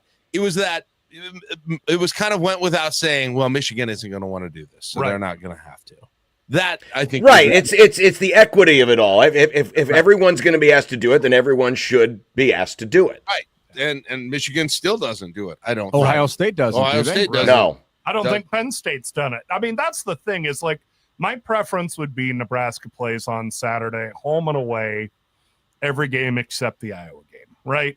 But if this is an important initiative to the Big Ten, and this is how the Big Ten schools get their big paycheck, okay, fine. It's a S*** sandwich.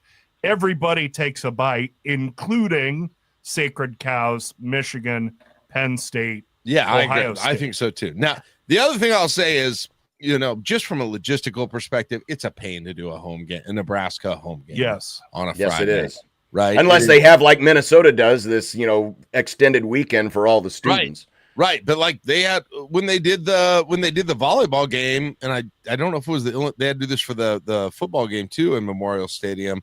The volleyball game in Memorial Stadium, they had to cancel classes, right? Like the logistics and the parking and the downtown people who are working downtown, it's just not made, it's not necessarily made for that kind of a situation very well. So that's the other thing is the home games, a road game Friday night, fine. It's fine. But see, you would not have said that 5 years ago. The fine. No, you would be digging your heels in and be like, this is not right. Yeah, I don't know. Maybe it has just normalized to me a little bit because, like you said, though, today, like to me, it seems fun now. I'm looking forward to have. First of all, I like night games. I think that's part of it as well. But I'm not sure. Maybe others have kind of come around and modernized on that, and some haven't. The other thing is, I do like having other good Friday night games to watch. Now you probably don't get. And there is one tonight. Miami's playing Louisville, which is a pretty important game in the ACC. There's almost always a fairly interesting Big Ten game on too, like Rutgers Washington last week. That's interesting. Yeah, the games haven't totally been clunkers that they place on Friday night. And I do know people that travel, on the weekend and they're in the airport or they're like arriving on location. Having a football game on television is kind of fun for Friday night for people that are available there. I will say on the other side of it, like what was the overall complaint about playing on Friday night back when this whole conversation exploded 5-6 years ago? Number one, high school football. Yeah. Secondly, disrupting routine and tradition. But back to the high school football point, tonight in particular is probably the best and most anticipated high school football game in the greater Lincoln area. Waverly versus Norris is tonight. Two undefeated teams. They're both ranked near the top of Class B. Each could win a state championship. How much have you heard about Waverly Norris this week? That's true. I knew it was happening. I did know it was happening. It's because the Friday night Nebraska football game. So this is it's a shame for those kids. Absolutely, it is. Case in point, the hype machine for this game, which, when we recognized that Norris is as good as they are this year, we knew Waverly was going to be pretty good. We instantly got like a pit in our stomach thinking, oh my, we're not going to be able to give this game the love that we normally would because of Nebraska football's tonight. Nebraska volleyball's tonight. The Lincoln East victory over Omaha Bryan in September of 2025, or probably August of, People are still talking about 1995 got completely overshadowed. Look, we didn't win another game the rest of the year. We were 1-0. Riley Jane Hamilton ranked us number 9 in the state. Then we went 0-8 from that point on. And people forget it because of, Lawrence Phillips and Nebraska football against Oklahoma State that same night. But, to Kevin's point, while it does feel like it's normalized some, listen, we've got enough challenges in Nebraska high school football to put this on top of it. And as a traditionalist, I love my high school Fridays, I love my college Saturdays, and I love my pro Sundays. And it's if you want to preserve one of those, and one of those three is in a heck of a lot more jeopardy in terms of viability, sustainability, how it weaves into the culture of a small community more than the other two. Hey, look, start the high school game at 6 o'clock. It's probably gonna, if it's Class A, it'll have a running clock in the second half anyway, so it should be done. I 10 minutes into the first quarter. I want to laugh at that, but I can't. Just because it's like it's sad. What is transpired? Not even untrue though. I was at a high school football game last night here in Lincoln. It was 28-0 in the first quarter. Yeah. It was sad. Yeah, it's not fun for anybody. Yeah, and something has to change. That's a conversation for another time. All right, let's talk Minnesota and the history of Minnesota. John, you are going to take us back to 1970, a Minnesota game we all remember very clearly. Well, I picked this one only because it's a funny clip. It involves a Nebraska touchdown. But, looking up some of the history in this series, this is the oldest, not oldest, but it's the most played series Nebraska has against any Big Ten school. This will be the 65th meeting. Minnesota leads 37-25-2. Jeez. But from 1900 to 1960, Minnesota won 29 of their 37. Oh, my gosh. But starting in 63, moving to today, Nebraska's won 19 of its 25 wins in this series. So the play that we're going to have here for you is from the 1970 game. Of course, that was Nebraska's first national championship season. Nebraska went up to Minneapolis to take on the Gophers. It was 14-7. Very windy day, and that played into this halfback pass that turned into quite the laughter moment for Lyle Bremser and Dave Blackwell. It's coming. Hold on. Hold everything. on. It's coming. I thought it was coming. Where's my... They split men left and right, and Taggy pitches out over there to Orduna, who's going to throw into the end zone. Little guy Ingles, touchdown.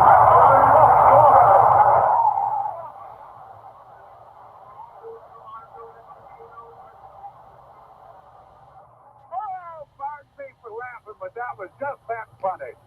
Ingles was so alone, he could have sat down and knit one and pearls two. He just was all by himself, and Orduna threw that ball like a falling leaf into that wind, and all guy could do is just stand there and wait, and it must have been an interminable wait, but it finally fell in his hands, but there was nobody close. Try for the point. It's up and it's good. And it's 21-7. Nebraska leads in this first quarter with 1 minute and 50 seconds left to play. They've been pushing. That's something to see. I'll tell you, that's the worst thrown pass I've ever seen in my life. It kind of reminds you that the pheasant season opens in Nebraska November 7th. I tell you, Orduna, short in the air, they picked it up on radar, I think, at the Minneapolis airport. It's the worst thrown pass I've ever seen. I actually went back, guys. I went back because there's game film on Husker Max. There's no audio behind it, but there's game film.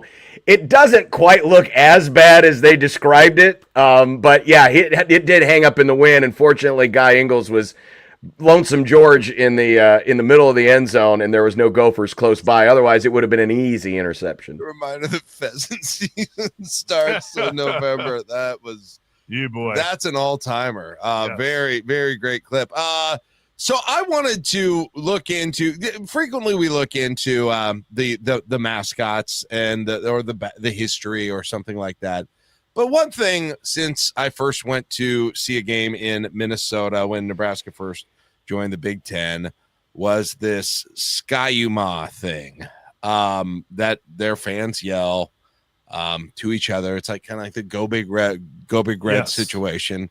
And I was like, what in the world is that? And I didn't bother finding out for a long time. I have since, and it's surprisingly, it's dumber than I thought. I thought it was probably pretty dumb, but it's a little bit dumber than I thought. So it goes back to the 1800s, Lake Pepin in southeastern Minnesota, and there was a University of Minnesota rugby player that was watching canoe races and thought he heard someone cheer the team saying Sky-U. Now, why they would say Sky-U, I don't know, but that's what he thought. And so at the time, the rugby player believed the term Sky-U was like a Native American word for victory. So he heard someone say this, and it thought, oh, well, it's a Sky-U must mean victory in Dakota. Mm-hmm. And so they're like, so he kept saying it. It's like, I thought that's what it's meant. Neil McKay, a Dakota language specialist at the University of Minnesota, said he's checked with some first speakers of Dakota and found Ski-U-Mah does not exist in the language. It's also not a part of another one of the native tribes, the Ojibwe, Ojibwe language, another native tribe there. So the consensus, according to this language specialist, was that the person either heard it wrong, wrote it down wrong, or remembered it wrong, or kind of made it phonetically sound like what they thought sounded native there. And so it's not a word. It's not a thing.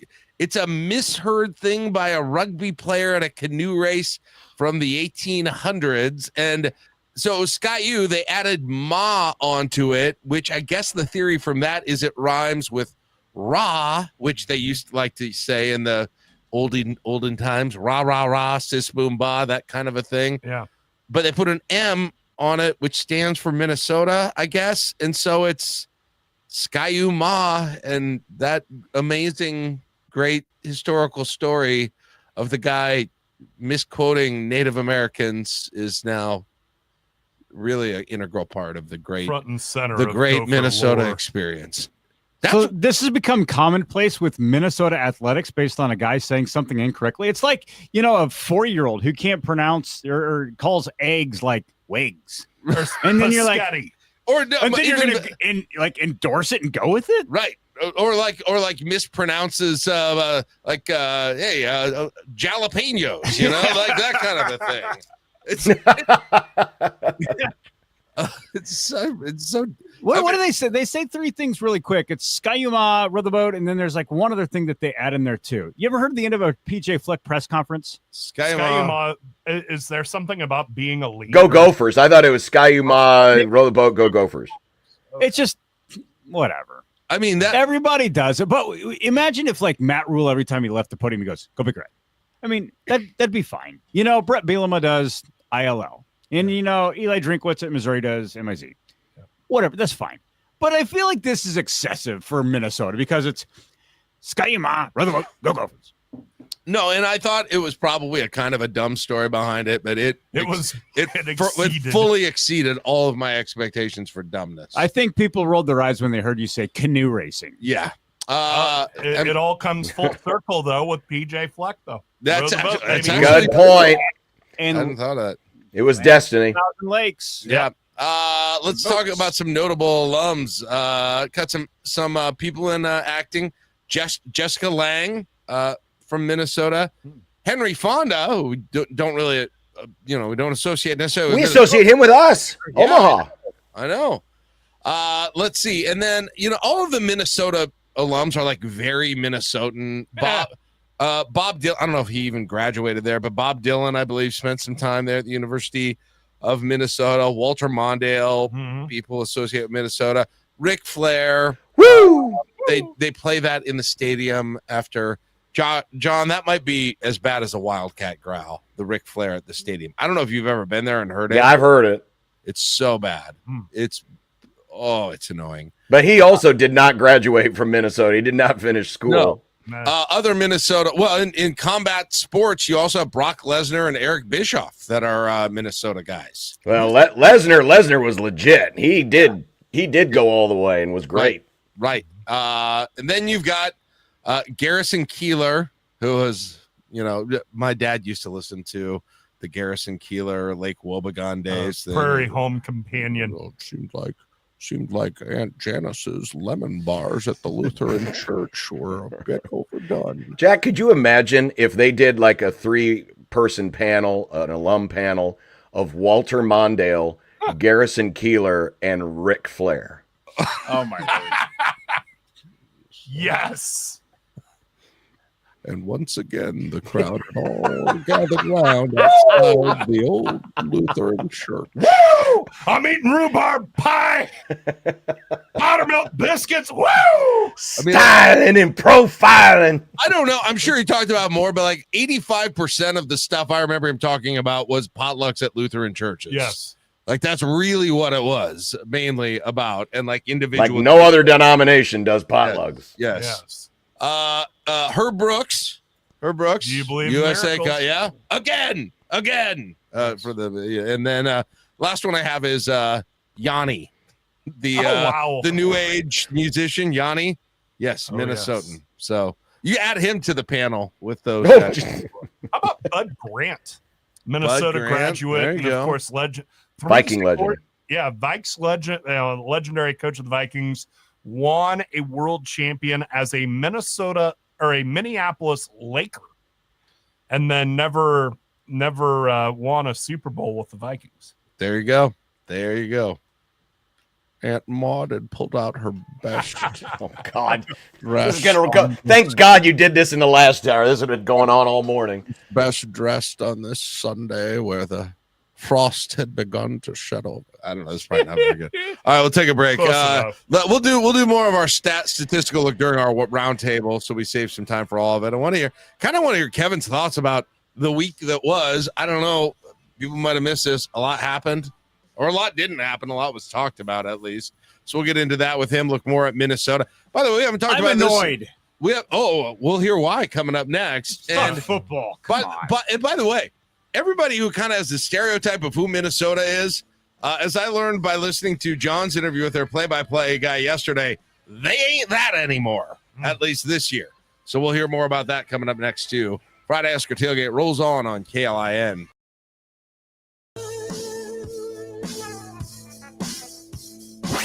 Husker football travels to Minneapolis to face Minnesota. Tonight, game day broadcast presented by Liberty First Credit Union. Kickoff at 7 p.m. Pre-game at 3. This is the voice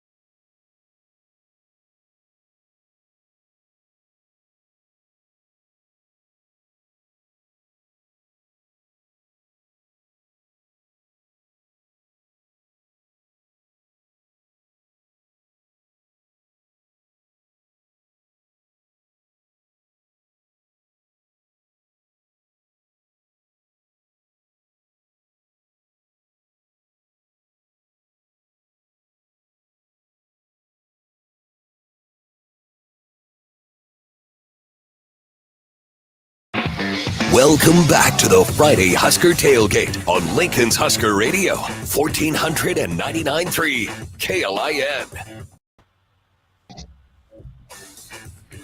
8:38. Welcome back, Friday Husker Tailgate. I'm Jack Mitchell, along with Nate Rohr, Kevin Suits, John Bishop. Check the video feed out of Facebook and Twitter, the KLIN feeds, or my accounts on either of those as well. Kenny Larrabee doing some great production work on those. If you see that, you'll see John is at home today. Letting in the doggone sun is now poking through underneath, and I'm trying to lower the blind. John's having some sunlight. Hang on. There, over there. Discuss amongst yourselves. And the sun. Kevin, I wanted to. We kind of went through the beginning of the show, kind of all of the storylines of the week, which changed pretty significantly Sunday morning when Penn State made their decision.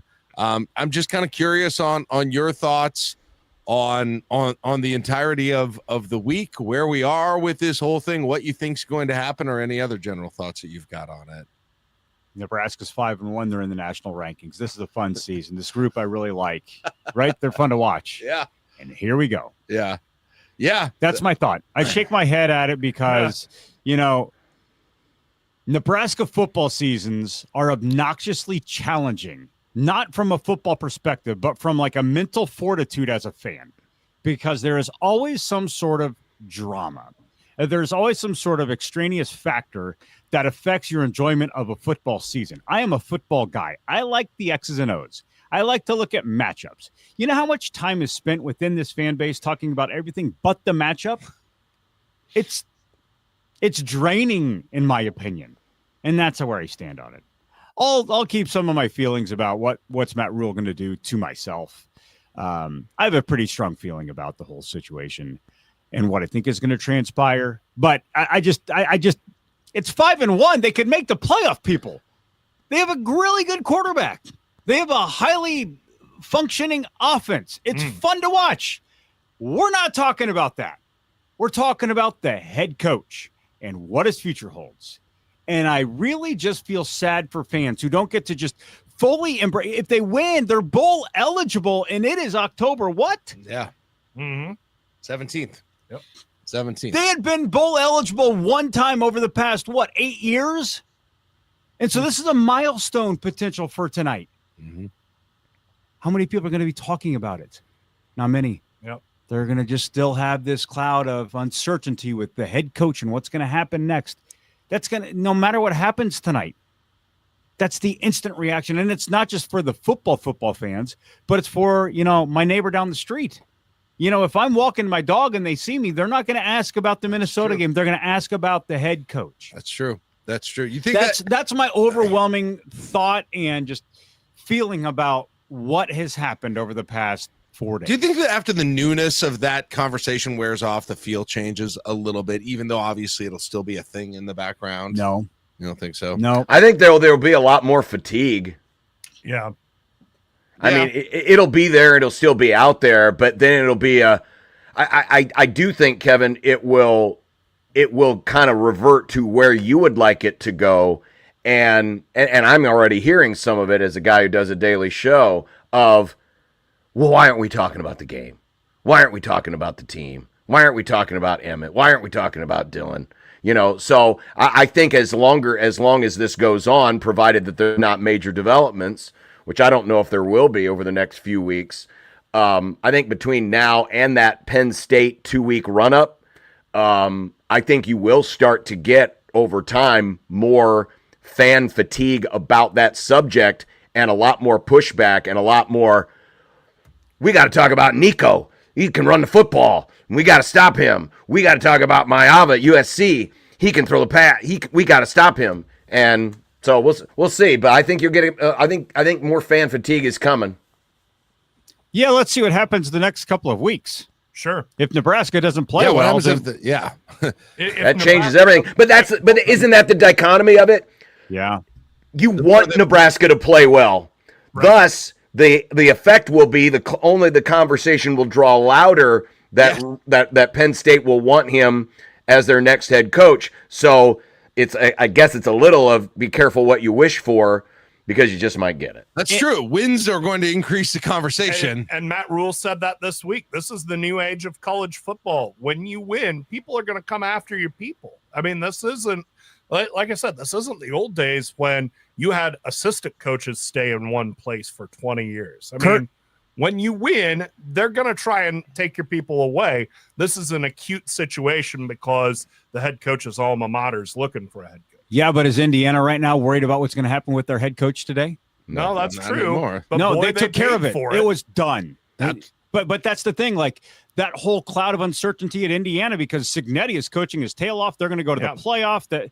That like those fans can't enjoy the football because the head coaching situation and speculation, it is done. Hey, I mean, I said this earlier, and I don't know if he would sign it or take it up, but I hope, if Nebraska wins the next couple, 2-3 games, especially, I hope there is some kind of a deal on Matt Rule's desk, right? Whether it's an extension or a raise or a commitment to NIL or the stadium or whatever, some kind of something that he at least has an off-ramp if he wants it.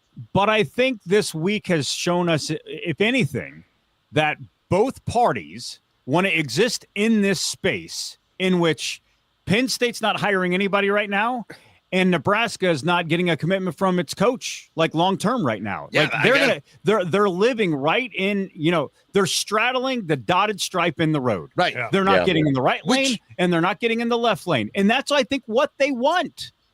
But as time passes, it's going to be increasingly frustrating for the fan base. Right. And But this is the dynamic of Matt Rule and Penn State.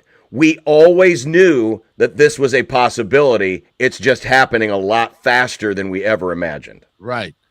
And to your point, Kevin, I think you're right, because if either of them did not want to be in this situation, they could get out of it, right? I mean, Matt Rule could say, he could legitimately say, I'm not going there, right? Or he maximized whatever leverage he could get out of it, which he kind of talked about, and Dannon could get something on his desk, like I said, and you could be out of this. Or Penn State wanted to get out of it, right? They could tell Matt Rule, hey, we're not going to do this, and then that you could kill it. But neither of them are going to do that, at least for the time being, which, by the way, makes me very curious how I talk to so many people who know for sure that what is or isn't going to happen here, because I talk to a lot of them. Yeah, imagine like you're at work and there are a few issues in the workplace. Boss calls a meeting, right? You address what's going on, and then it ends with what? Action steps. Right now, if you apply that scenario to Nebraska football, there are no action steps.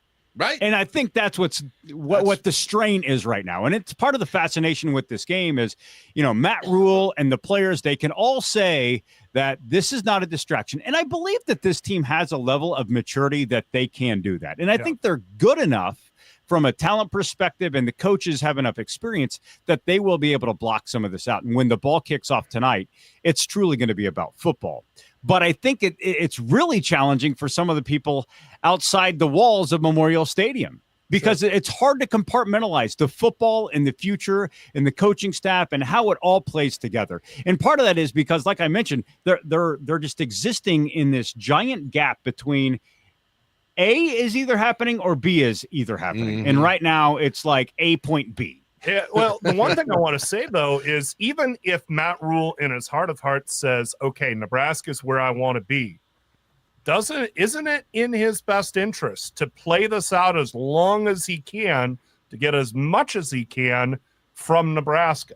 Right. In terms of NIL money, in terms of extension, assistant coach money, whatever it may be. Nate, you are right. That is right. That is common business practice. I have leverage, and I'm going to just do as much as I can and make as much as I can. Matt Rule has said before, he doesn't have to be doing this. He can go off to Cape May and, hang out with his family and be on the beach all the time. So are we really talking about the money here? He's already openly said he's not at this position for the money. But the money is NIL. Yeah, that's just it. Money for him, no. Money for coaches, players, development, yes. Stadium, yes. Maybe. Yep.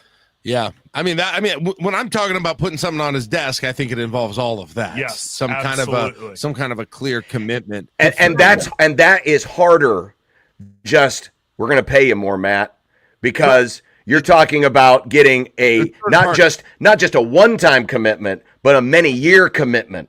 Because the $30 and $40 million rosters, that's this year, that's next year, that's the year after that, and the year after that. The fact that we're doing this at the exact midway point of this season is nauseating to me, because this fan base endured Bo Pelini and some of the shenanigans that happened off of the field. And this fan base endured Mike Riley, and they endured Scott Frost and some of the angst from the fan base. And that was just a challenging time for folks who paid money to go watch that product, and they kept coming back and kept traveling across the Big Ten. And now it all feels good. Yeah, 5-1. It feels good. There is so much potential. After 9 years of not having this feeling, here it is. 9 years later. And right now, midway point of a 5-1 season with a gettable schedule. We're not talking about the football, and I will tell you this, and I think they probably can overcome whatever distraction that there is. And we talked about this earlier. It's going to be a whole new world if it's all up in the air. And let's say, especially Nebraska would win the next 2 games, and let's say they knocked off USC, right?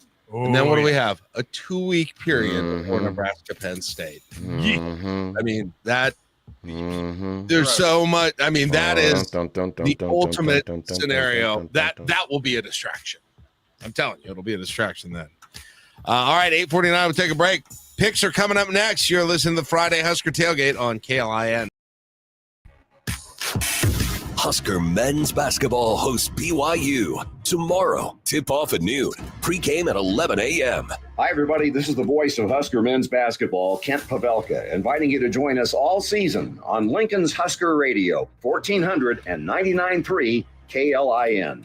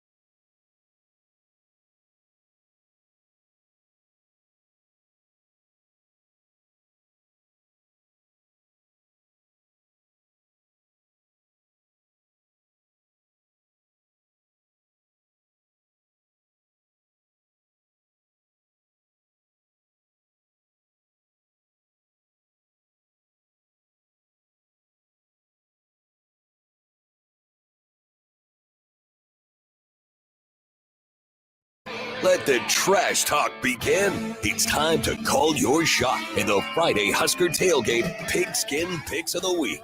Presented by Exchange Bank on Lincoln's Husker 199.3 KLIN. Oh, I will let the trash talk begin. I hit the UCLA right last week. Get out of here. Everybody got 2 out of 4 on the head-to-head, but that gave me 4 points for the week. I'm at 27. John got 2. Auburn fell short in his upset for him. Kevin did get an extra point. Got messed up by a fumble, man. Kevin was the closest on Nebraska and Maryland, so congratulations for that. Yeah, 2 straight weeks. Best on that. Nate tried disaster. Nate, Dumpster another fire. tough one. He's down to 12. So I have 27. John has 22.5. Kevin has 17. Nate has 12. So we'll go in that order. Me, John, Kevin, Nate. First one, LSU at Vanderbilt this week. I am going to do what John did earlier and take Diego Pavia. It didn't work for him, but I like it this time. Give me Vanderbilt. John? In what world are we living in where Indiana has the 3rd highest paid coach in America and Vanderbilt is a home favorite against LSU? Commodores. There we go, Kevin. We'll take LSU. All right. Ooh. Chasing some points. I'm rolling with Vandy. And when does Brian Kelly's seat get hot at LSU? There you go. He's number 10, man. There you go. Maybe that's who Penn State should go after. Maryland. Yeah, Maryland at UCLA. I think this is a fascinating game for Nebraska fans just to kind of see what happens. A former opponent and a future opponent. I got Maryland in this one, guys. UCLA is on a heater right now, and that's a matchup that looks pretty doggone dangerous for Nebraska, especially if it's a late-night kickoff in the Rose Bowl. I'm riding with the Bruins. Thanks for putting this on the list. It's a fascinating game. Yeah. I don't think Mike Loxley is losing to Jerry Neuheisel. I'm taking Maryland. Yeah, I agree there. Terps. All right. USC at Notre Dame. Always feels like this should be a November game, but here it is in mid-October. Irish are a pretty big favorite in this, so I'll go with the Irish.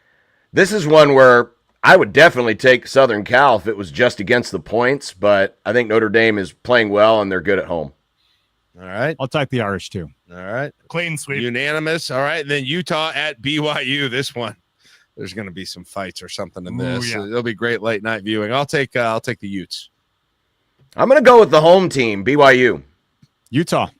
BYU. All right. Upsets. I'll take our Army getting 9.5 against Tulane. So I think the Army is going to get that one and at least get the points on that. John? There's some inviting ones tonight, but I'm going to go with an omen. I saw Dana Altman last night at Bruce Rasmussen's Hall of Fame induction. The most famous Woo Pig Suey of all time, Arkansas plus 7.5, hosting Texas A&M. Great game tonight. Louisville versus Miami. Jeff Brom can coach his tail off. I like this one. They're getting 13.5 against Miami. He's really good, but something tells me Brom might make this a really good game. I'm taking Louisville. Ole Miss, 7.5-point dog against Georgia. Give me the Reds. All right, there you go. All right, score the Nebraska-Minnesota game. I've been close for every game this year, picking a close game. Not tonight. Nebraska 31, Minnesota 10. Wow. John? 28-20, Nebraska. I have a bad feeling about this game. Hey, boy. 22-21, Nebraska squeaks it out. 38-17, good guys. That's it for the Friday Husker Tailgate. We'll see you Monday morning. Pregame starts at 3 today. Thanks for everybody for joining us, and have a great weekend on